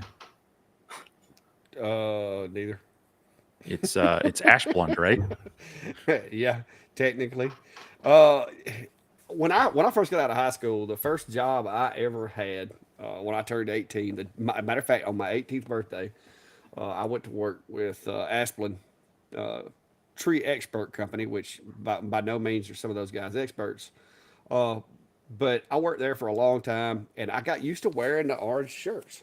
And then, as I got older, of course, I started getting lawnmowers and tractors and stuff like that, and I fell in love with Kubota. And then, so after a while, I decided I want to get a sawmill, and so I wound up with the wood miser. And Steve got to see it the other day. It matches my shirts, so it's almost as if the world has been pointing me in the direction of that color, and so I match my tractor, I match my sawmill. It's just I like the color. Also, when I'm out in places or whatever, I kind of think that it has it helps me to be identifiable. So I've adopted it as my new color. It used to be the OD green color, but I'm gonna be honest with you, it never really.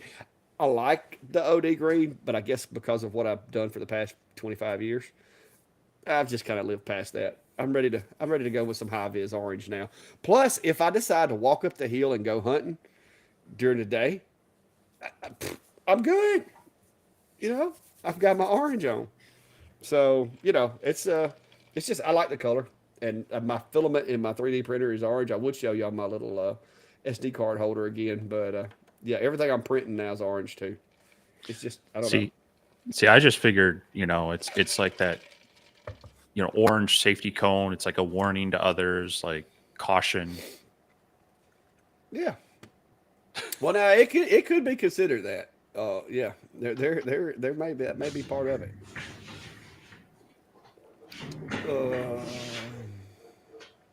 Trying to go through these comments. All right. Oh, that's not good. There's a question about the A24 in lenses, so I was just going to take a quick look at this.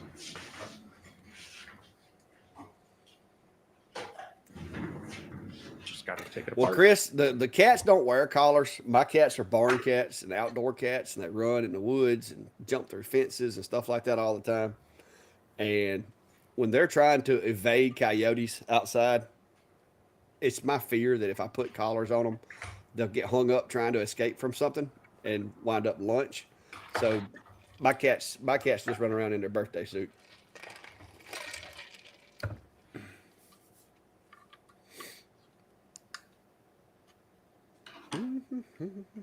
Well, my indoor cats don't have collars either. So Yeah, well, mine, like I said, it's nothing to see them 20 foot up in a tree out there chasing chipmunks. So squirrels or whatever. So last thing I want to do is have to climb a tree and get a cat down because he got hung by his collar. So. Hey, Bobby said he got some of them shirts. That's right. Hey, I worked there a long time, and it was hard work. When I went to work there for like $7 an hour back in '93, it was hard work. I did manage to move up to crew foreman pretty quick. I was a machine operator for several years, running the big machines that they use with the booms that trim the lines. Wound up getting my own crew, ran it because they found out if they ever find out that you know how to run machines, they're going to put you to running them. Well, then when they find out that if they break, you can fix them, they're going to give you your own machine. Because I could run the machine and repair it when it tore up, they basically went and bought me a semi to haul it with, a pickup truck to use to run around with it, and just sit me out into the world to trim trees all day. I used to go to like Ocala, Florida. They would bid work out and have a bid job, and I was one of the few crews in our area that actually was offered bonuses. So like if I went and trimmed a line, they would tell me what my cost per mile was, and if I stayed below that cost per mile, then I would get a commission, like a bonus from my crew. And instead of me keeping the bonus, because I wanted my guys to help me do it, I talked to my guys and I'm like, hey, don't tell my supervisors about this because I'm not supposed to tell you guys. But if we can make this much miles every week, we'll get like an extra $600-700 at the end of the week. They want me to keep it, but if you'll help me do it, I'll split it with you. And so we started splitting the bonuses, and like, everybody else's crew would take lunch break, and like all three guys would pile up in the truck and eat lunch. My guys were like, "No, boss, we got to swap out." So we would swap out, and we'd keep that machine running through lunch to try to make that extra money.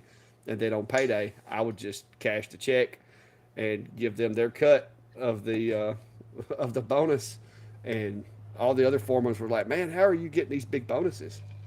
I can't get my guys to work hard enough because you're not giving them any of the money.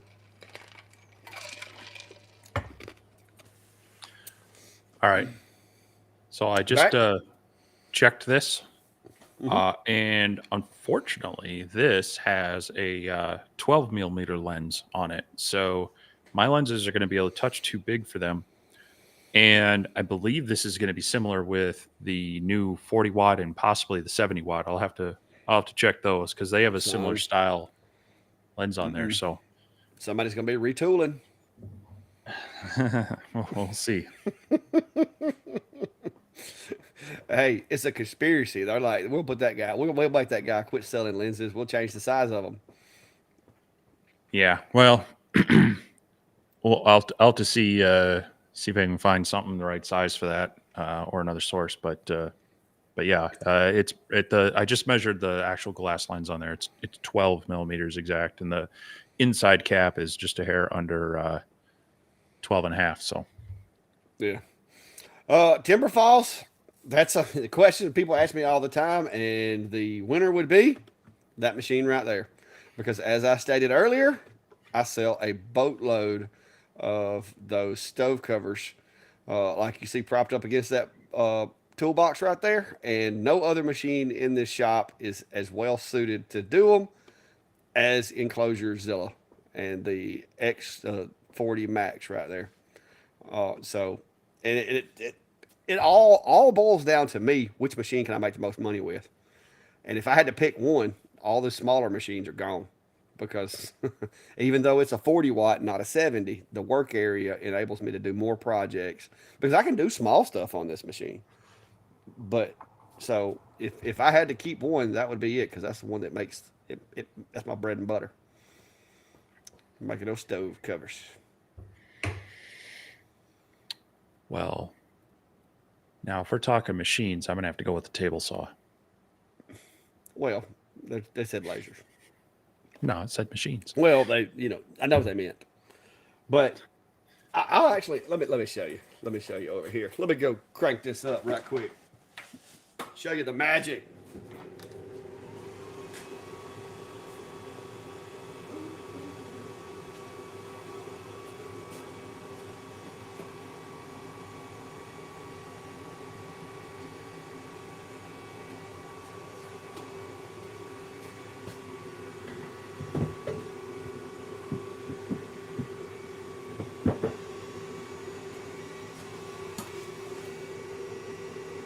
That is why that machine gets to stay, because I can put that in there.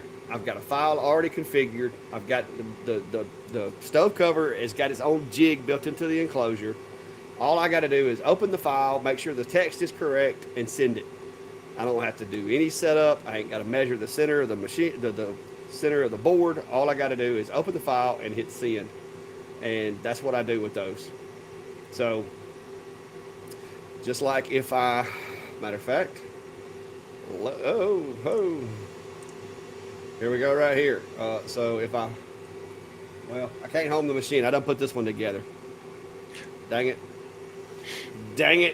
It'll hit the side rails if I do that. I'm not raising the module up. But you get the idea. That's what I use this machine for. Every week I make 4 to 5 of those on this machine.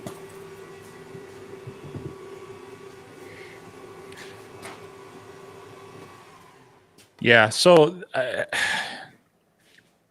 mean, I get the spirit of the question, but I mean, if I had to pick one of my CNC type machines, it would probably be the Onefinity, and then I would still put a laser module on it, because then I would have the best of both worlds in both milling and lasering.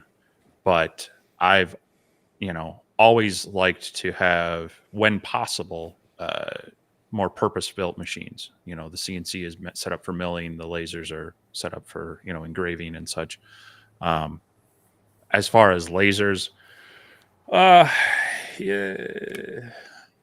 I mean, I did a lot with my CO2 for the longest time, and it was very flexible for a lot of reasons. My the thing that's buried right there right now with stuff.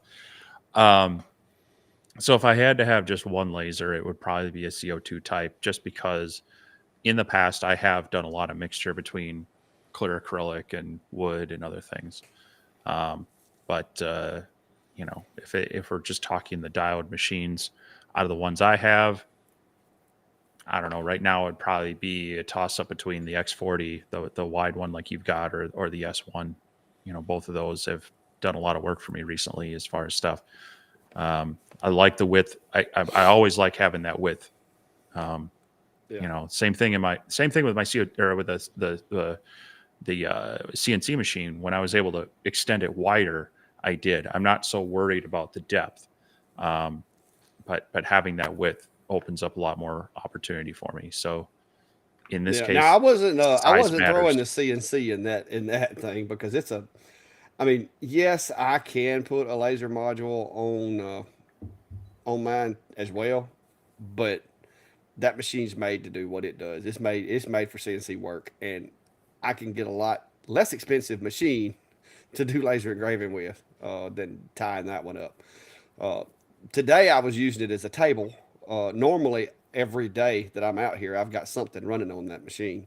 But today I just didn't have any projects that I wanted to do, and I needed the table space because I had 9 stove covers going together. So I had all my raw materials setting up there, and as I would make them, I just stack them up, and then I'd bring them over, and I stayed. I put the finish on 4 of them, put them outside because that's all my sawhorses outside will hold. Let them dry, and then I bring them in, put the feet and the handles on them, and I'll deliver those the next day or two, and then I'll do 4 more finishes, put them outside, let them dry, and then deliver those. And hopefully by the end of the week, I'll have all 9 of those delivered.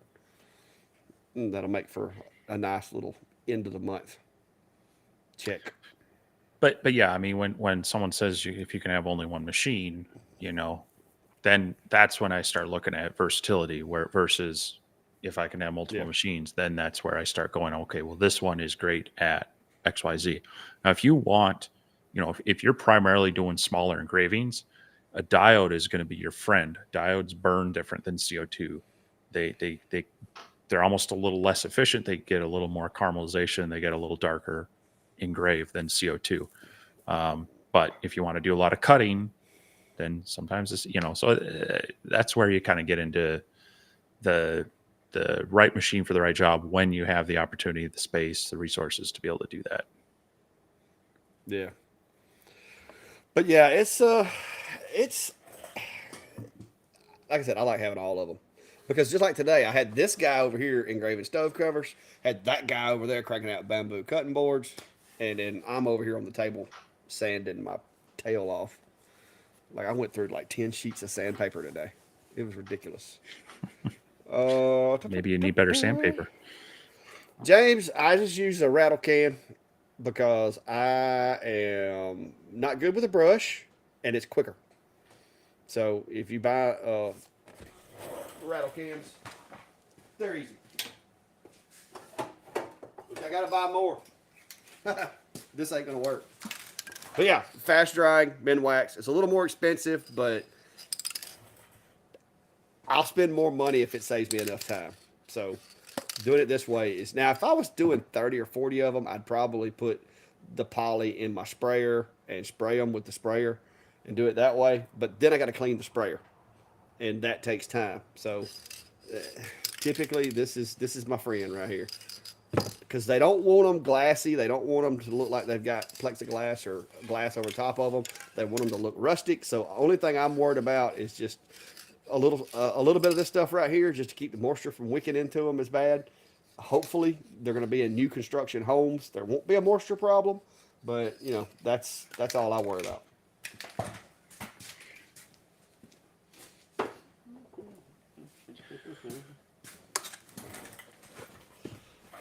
I think somebody's talking about your slightly pale rendition of me back there.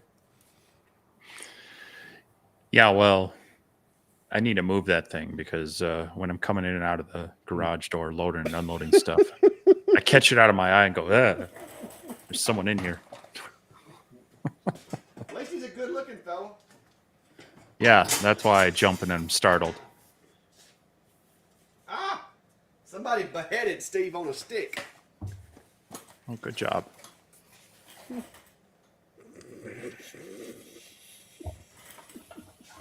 See, mine's easier. Yeah, but you know, see, you help me out with my videos sometimes. Here, hang on. There he is. He's a bit of a.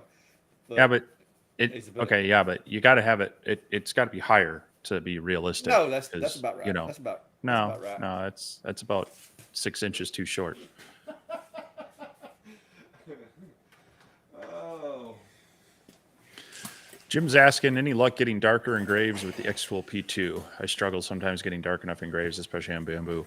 I would try raising your focus maybe about 2 or 3 millimeters and try playing with that.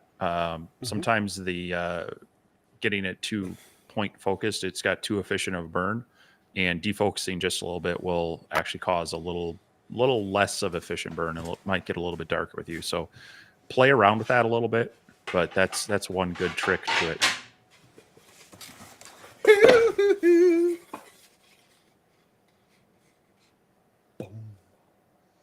Boom, boom, boom. No, no additives, no nothing.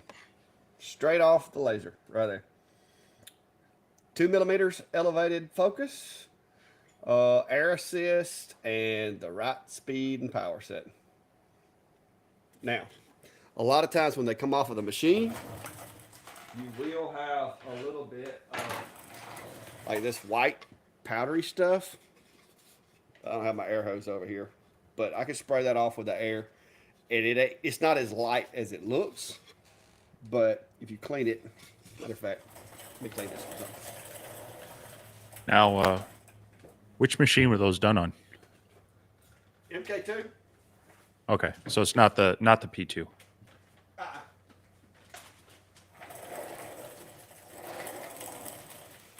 Similar results though.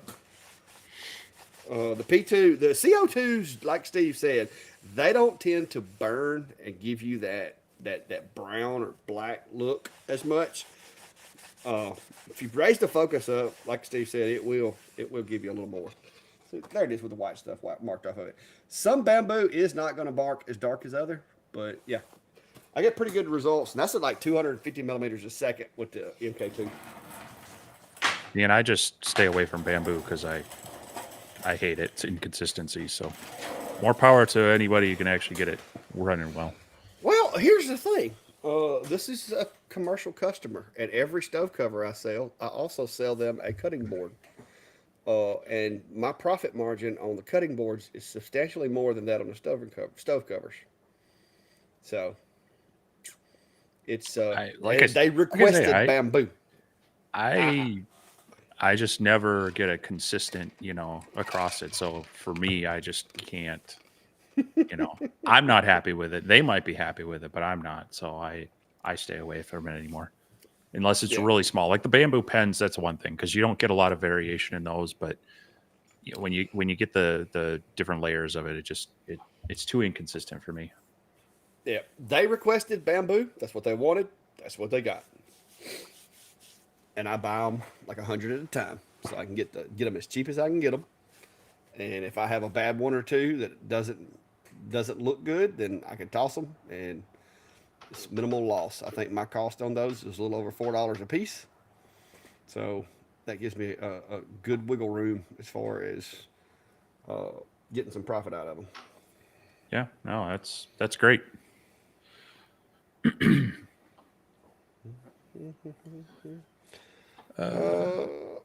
Anything that's going to be cut, like people's going to be putting food on, I do not put paint, poly, or anything, any kind of chemicals on there.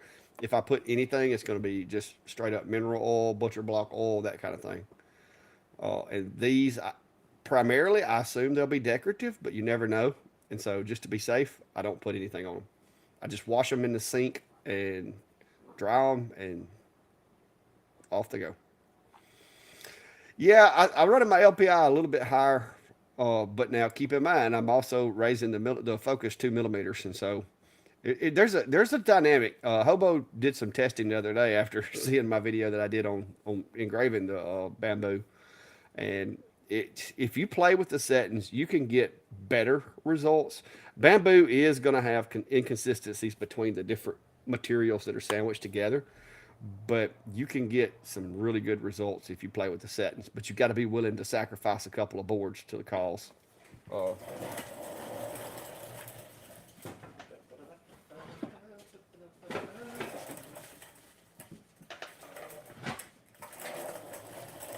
but yeah, you just gotta be willing to sacrifice them. And there's some of my testing that I've done, different varying results, as well as some on the back. And this is like my third test board because every time I swap from one machine to the other, I have to retest to make sure I'm getting the right results. And you can see that one there. But yeah, and then that was with an EG4 Max, matter of fact. So yeah, I got bunches of these. Once they fill up completely, I toss them.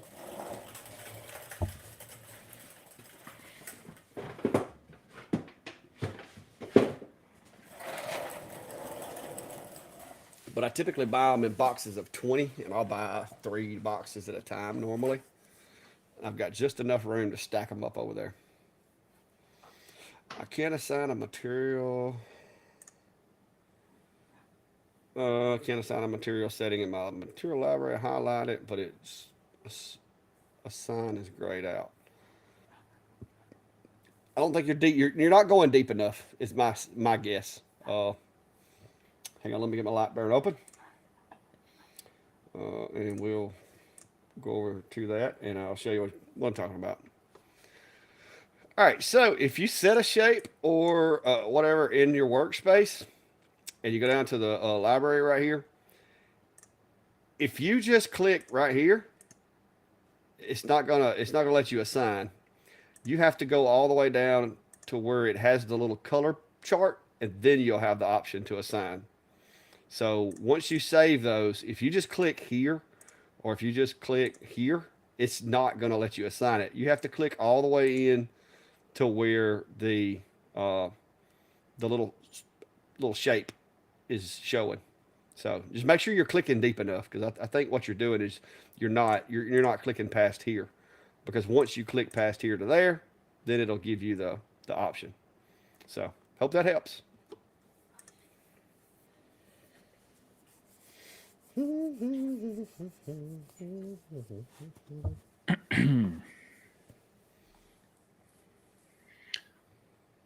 Jim's asking about epoxy on cutting boards.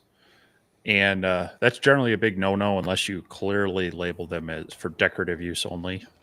Yeah, I burned it on the back of them.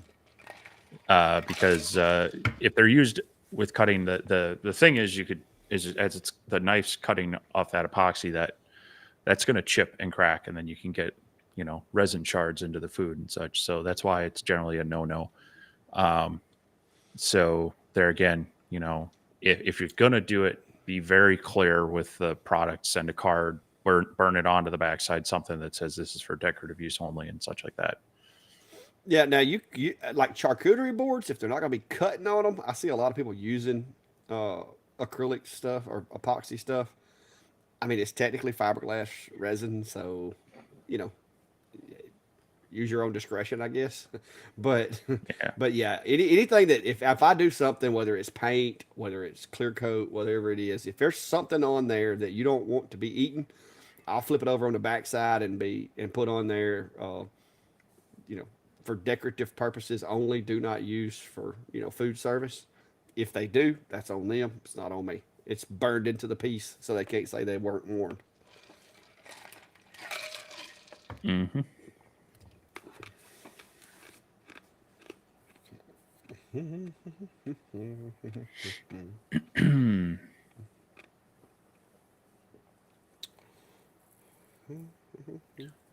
Yeah.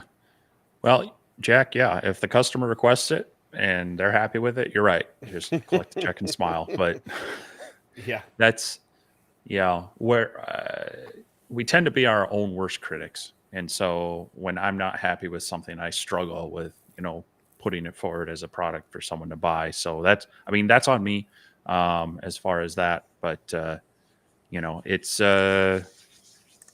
you're right. If the customer requests it, they're happy with it, just smile, nod, say, okay, awesome. Glad you're happy with it. And be happy for the sale.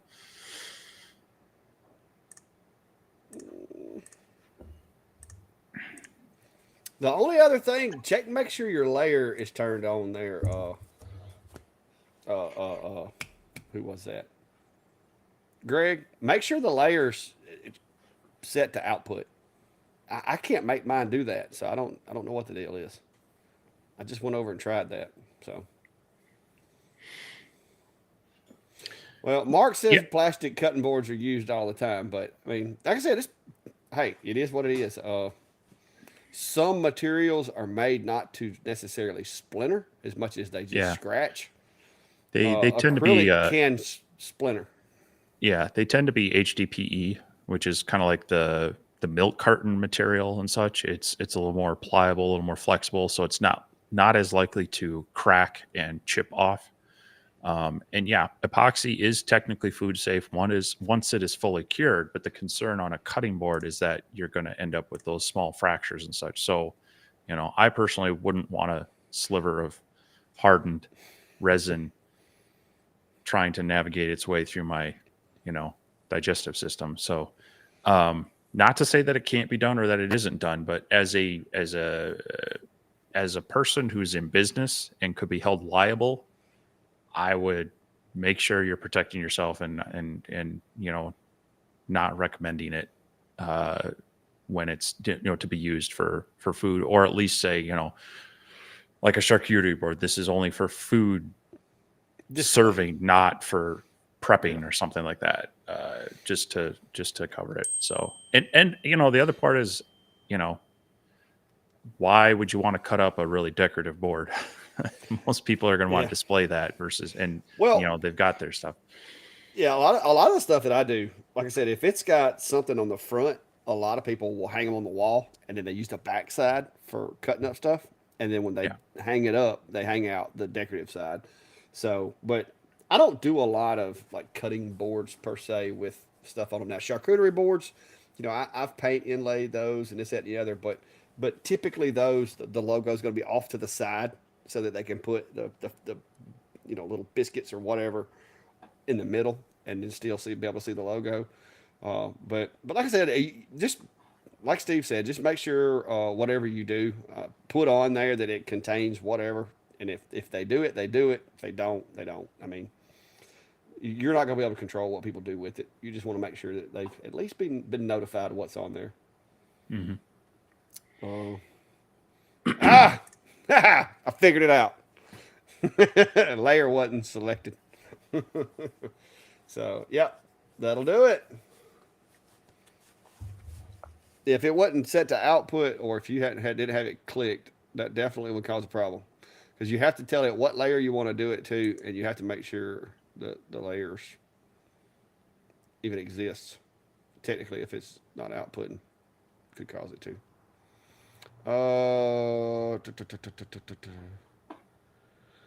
Yep. Yeah, that's true. Like I said, it's just one of those things. To each their own. Uh, Me personally, uh, I probably would never know it unless it was a significant shard, because I eat really fast. But it's just kind of like cooking. What is it? Is it salmon they cook on the cedar planks or whatever? Yeah, The, sometimes. yeah, all that cedar sap or whatever getting on that wood. It's just, who knows. But I try to avoid. Like I said, I try to at least let people know when stuff's finished. If they want to use it, that's fine. That's their prerogative. So, speaking of all of our people down in Florida, we do have our laser engraver community map. And if you'd like to see all those, you can definitely check out the link down below in each of our videos. And if you'd like to drop a pin on there, we have a form linked there as well. You can fill out your name, your username, your business name, and whatever you want for address, as long as Google Maps can register it. It could be a city and state. It can be, if it's a landmark, say like Mount Rushmore. If it can find it on the map, it'll put a pin there for you. So we like to use it just to kind of see where all our listeners and viewers are at. And if you want to be on there, we'd invite you to fill out that form and drop your pin out on the map. We've got all 50 U.S. states covered. We've got, I'm trying to see here. We've got a number of the Canadian provinces covered and a growing contingent in Europe as well. So we'd love to see that map fill out. So check out that link. I do manually update it, so it won't necessarily appear right away, but I try to check it a few times throughout the week and definitely a few times during the live stream. So just wanted to make sure we got our plug in for that, and hope to see that map continue to grow. Yep. Yeah, somebody said purple wood's toxic. Believe it or not, black walnut has a certain level of toxicity. Now you've got to get you got to get a good bit of it for it to affect you. But I've actually been sick from milling black walnut. The first time I milled some, I didn't even know it was a thing. I just got my sawmill. Went up there, milled for like half a day. Later that afternoon, I started just feeling nauseous and like had a little bit of a fever. And I'm like, oh my gosh, what's wrong with me? Next day, my nose was running off my face, throat was raw, and then shortly thereafter is when I realized that there's some woods that, especially on a sawmill, it's in your best interest to wear a dust mask when you're messing with it. Cedar's another one that cedar will make your nose run off your face and you start sneezing, and for like 2 days you'll sneeze. So those two, especially if the wind's blowing just right, I make sure I wear a dust mask. But luckily, and Steve may have noticed it the other day, the way my mill's set up, the wind typically comes out of the west. So it typically blows the dust like towards the mill shop. But occasionally that wind will come across there and come across that berm and it'll blow it right up in your face. And it just gets, it's not as bad if you have a good sharp blade, but when blades start getting dull, it generates a lot more dust. But yeah. So I'm even careful when I'm resawing black walnut on the table, on the bandsaw over here. A lot of times I'll put my mask on just to be sure. Yep. Another reason for good dust extraction on any wood cutting machines as well. Just to cut that down. Yeah, I gotta upgrade my sanding operation. It looks like it snowed in here. Like everything's covered in white dust.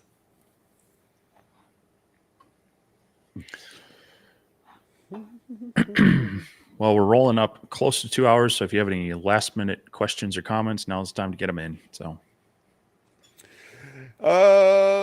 Greg's saying it. One more. He's always having trouble centering graphics in a circle or a rectangle. Greg, is that an existing one or within the design? That's what I'm wondering. Is he talking about something he's trying to design, or the bullseyes? That's the way to go. The little bullseye button. That's the simplest way. I think there's a shortcut too. I don't ever use them. What is it? C, Alt C or something? Alt something. Let's see. Let me hover over it and see what's all. It doesn't show. Oh. Well. Let's see here. You gotta have two shapes, I think. Yeah. Yeah, it doesn't tell you what the shortcut is on that one. But you can use the little bullseye button up top. That's the easiest way and quickest way.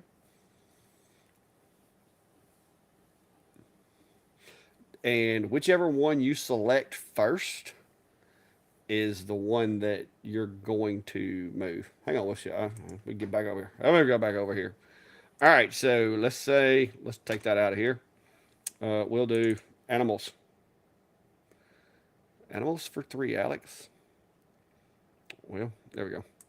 Let's say we had a fish. All right, and we had this big square. I'm assuming this is what you're talking about in file design. And we had this square, and we had this fish. If you if you like just drop him in here, you're never going to know where he's at. Make sure your object is grouped. All right. Once it's grouped, click it first.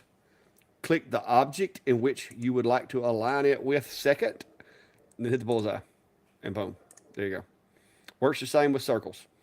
You got to click the object that you want to move because you can literally have this guy over here, and then hold Control, click the square, hit the bullseye, he's in the center. So that is the easiest way to do that I'm aware of, unless you want to use the little shortcut. There you go. I'm gonna be honest with you. Had enough asking about the version 12 update on VCar. It's really I haven't really needed any of the extra features yet. Uh, they move some stuff around, but for the most part, it's about the same. But some of the added features that they've put in there, I haven't got to use. But I do like the update. Oh, some of the stuff that they said that it can do now, and they've added, a VCar functions to inlays and some other stuff. I mean, it's. I mean, I haven't found anything bad about it. They didn't break it. I'll put it to you that way. It seems to be just as good as it was before. So, yeah. Well, I just paid for the update today, so I haven't got a chance Woohoo! to. I just downloaded it before the show while I was doing a few other things, so I'm hoping to get some time playing with it. As a matter of fact, I have a little Genmitsu wireless control kit to put to the 6050, so I'll be setting up some jobs with version 12 and trying to run them through the Genmitsu with that. So little more content on that machine coming this way. Greg, sometimes it's the simple things that get us, buddy. No doubt. It gets me sometimes as well. You'll get the hang of it, but like I said, I know some guys that have lots of content where they make files and design files. So feel free to watch all you want. That's some of the stuff that that I cover and Steve covers, and there's lots of other guys out there as well. Of course, we're a little biased. We would rather you watch our stuff than somebody else's, but yeah, Well, I just mean, we just hey, just get in there, have fun, and make stuff. I mean, that's how you're going to learn. That's how you're going to pick these things up. But never be afraid to ask. I mean, we just we want them to watch ours first, and then feel free to watch others as Well, that's well. what I meant. Once you've watched all of ours, feel free to go watch somebody else's. uh, but no, it's pretty cool. So had enough. This actually it plugs into the controller on the CNC machine, and then it'll allow me to use an app on the phone to do it. But you got to transfer the files via SD card, as far as I understand. I haven't played with it yet. I'm not 100% sure that that's true, but it does basically take the having to have a computer and software set up out of the equation. So I'm curious to see how it works. I think if at that basic level, it'll possibly simplify things on that machine. So we'll see. Hopefully I'll get to play with that here in a couple days, and we'll find out how it affects that machine, good, bad, or otherwise. Yeah. Yeah, Timber Falls, like I said, I haven't used any of the new add-ons that they've got. I do have the VCarve Pro. I don't have Aspire, so I wouldn't know about that part. But my projects right now are still kind of basic. I'm just slowly moving up into the more complicated stuff. I did the bowl the other day. The next step is to do a two-sided bowl so that I can have it convex on one side and concave on the other. But I've got to build a jig for that, and I've got to block my material out and make the jig and all this kind of stuff. But I'm just slowly moving myself into the more complex stuff. So as I do, I'll probably get to use more of those tools. But it's gonna be a little while before I get into all that.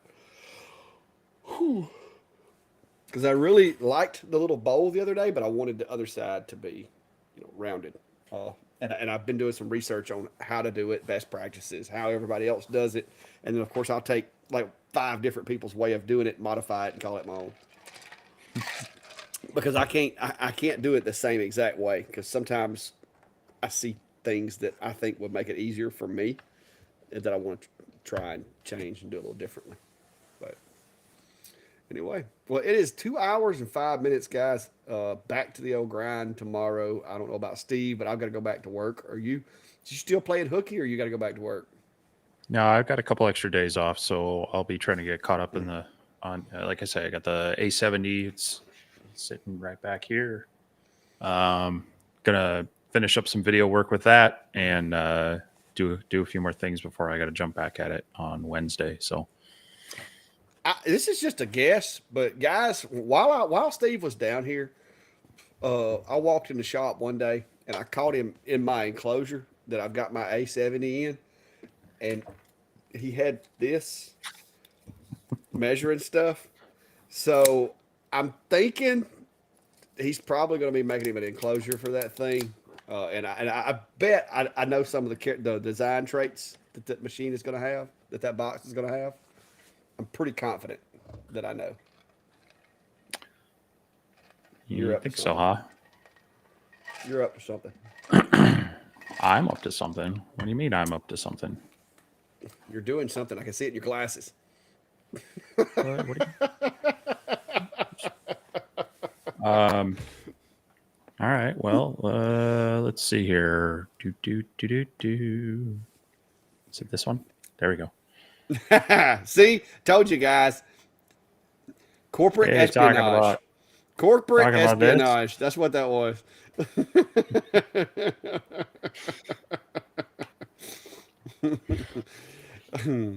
I can't wait to see what it looks like. Are you gonna put like rabbits in there to match everything, marry everything together? Or are you just gonna cut them and put them together?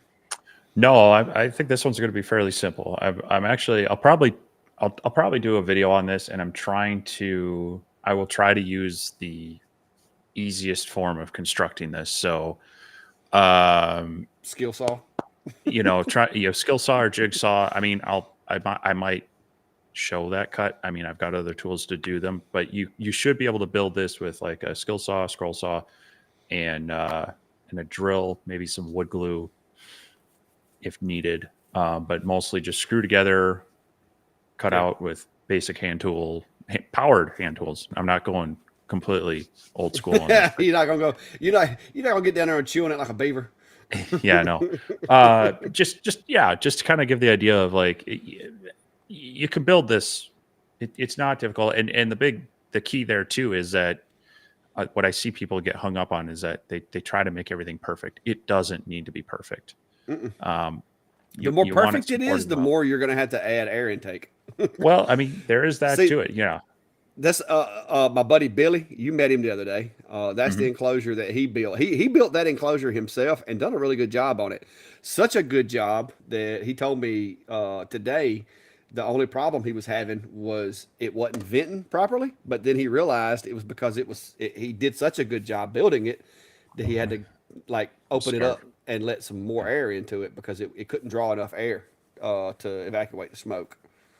He's actually doing some pretty cool stuff. He's gotten in it with both feet. He's making him some little projects and stuff. Sending me pictures during the live. So I'm hoping to get a chance to sit down and talk to Bill because like literally he's only been doing this a couple of weeks. And he's been spending most of the time setting his machine up. So I want to get his opinion. He's running a SculptFun S30 and SculptFun iCube right now is the two machines that he's got at his house that he's using. So, it'd be another insight into the learning curve and so forth. So, what's Miss Sharon saying? Is she having a problem? Having trouble cutting through some, what was it? Check your focus, Miss Sharon. Yeah, it was 3 millimeter MDF. Check your focus, Miss Sharon. With this focus tool, it has steps on it, and this, if you're doing 3 millimeter, this first little step right here You probably don't need it, but this is actually supposed to be the cutting uh, level for up to quarter of an inch. So that may actually help you a little bit to go to this one. This is for engraving, which my experience it works for cutting too. But that and the like Chris told you there, the S value, make sure the S value is set correctly. I don't recall anybody having problems with the S value on the 30 watt, but I mean it's possible. My first thing to check would be the focus. Just make sure your focus is right.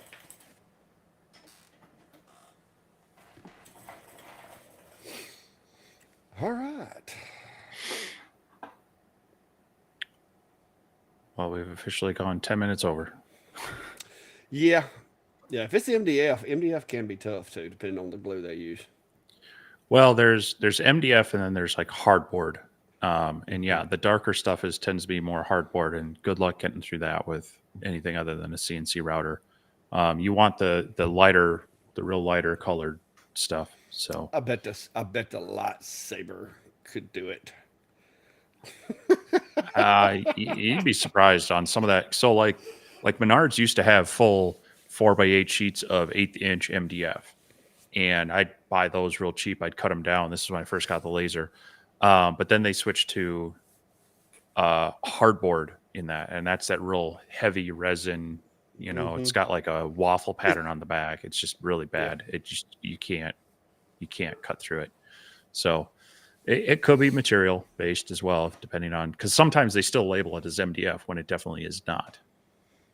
Yeah, I think I saw some of that at Home Depot the other day too. It's that real dark, almost chocolate colored stuff that Yeah. you can tap it with a screwdriver and you can tell it's more plastic than it is wood. Hmm. All right, guys. That's about it for tonight. Like I said, we went a little bit over, but Steve's back home, and hopefully things will get back to normal for him. Work week starts for me again tomorrow. So, yeah. And I am sleepy. I'm tired. It's been a long day. Lots of stove covers and stuff being made. So, yeah, we gotta get cleaned up, get ready for bed, and go get ready for work tomorrow. But we'll see y'all Sunday night. I've got a few machines that will possibly, and I'm not going to say for sure because I'm still kind of negotiating with folks. Uh, I had cut back on a lot of the reviews, but I've got some companies that I've worked with over the past couple of years that have always been real easy to work with, and they have some cool equipment and some cool machines. So I've actually taken a machine that I normally wouldn't take, but it's because the company's usually does some pretty cool stuff, and they got some affordable machines for folks that are just starting out. Maybe they just want an extra machine for engraving. So I've got one of those that's probably going to be coming, and a couple of more that we're still kind of negotiating with. So hopefully there'll be some pretty interesting content coming up. And once I get these stove covers caught up, I can get back to doing more project stuff. But everything we've had going, it's been a little hectic. So, Steve, what's going on at the Vintauri's workshop in the next week or two? Yeah. Similar with you. Been trying to. I mean, I'd hoped to get the A70 out before I came down, but just was too busy. So finishing that up. Got this new. Like this is an add-on to an existing machine. So kind of curious to see how that is, but wanting to get some stuff out with that and some other CNC work. But been talking with a few companies about some things coming out. I'll try to not be too heavy on, but always like to get information out on some of these. I try to make sure that I'm running real world tests on stuff to make they all say we want you to talk about our features. I said, well, I'll test them and they better be accurate because otherwise I'm going to say, yeah, So, no, I can't do that. So yeah. yeah, definitely some more of that, but we'll see. We've got I gotta see how crazy work's been the week and a half I've been gone and whatnot. But definitely looking forward to spending some more time out here on projects. Yes, sir. Greg, I've thought about it, but I'm gonna be honest with you. I don't have orders for any right now. I've been giving most of my tumbler orders to Klein. He's been doing those. So, I mean, I'm not against it. I might order a couple because people have asked me about it, but I'll have to put that on the list. I've got quite a list going right now, so we'll see if I can get around to it. I figure the handled craze, the Stanley craze, will probably play out. Maybe, maybe not. If the Stanley craze is still going around Christmas, I figure I'll probably get some jobs and have to do them anyway. And that's how a lot of my content. I do it because I'm doing stuff for jobs, and I'm just kind of showing you guys how I go about it. So that's when you'll probably see that, because that's the only reason I'm going to buy a $45 cup and just engrave all the coating off of it. So it's if I'm going to turn a profit off of it. But anyway, guys, until next time, y'all, good deal, Mike, by the way. Glad you got it going. But y'all have a good night, and be safe. Steve? See ya.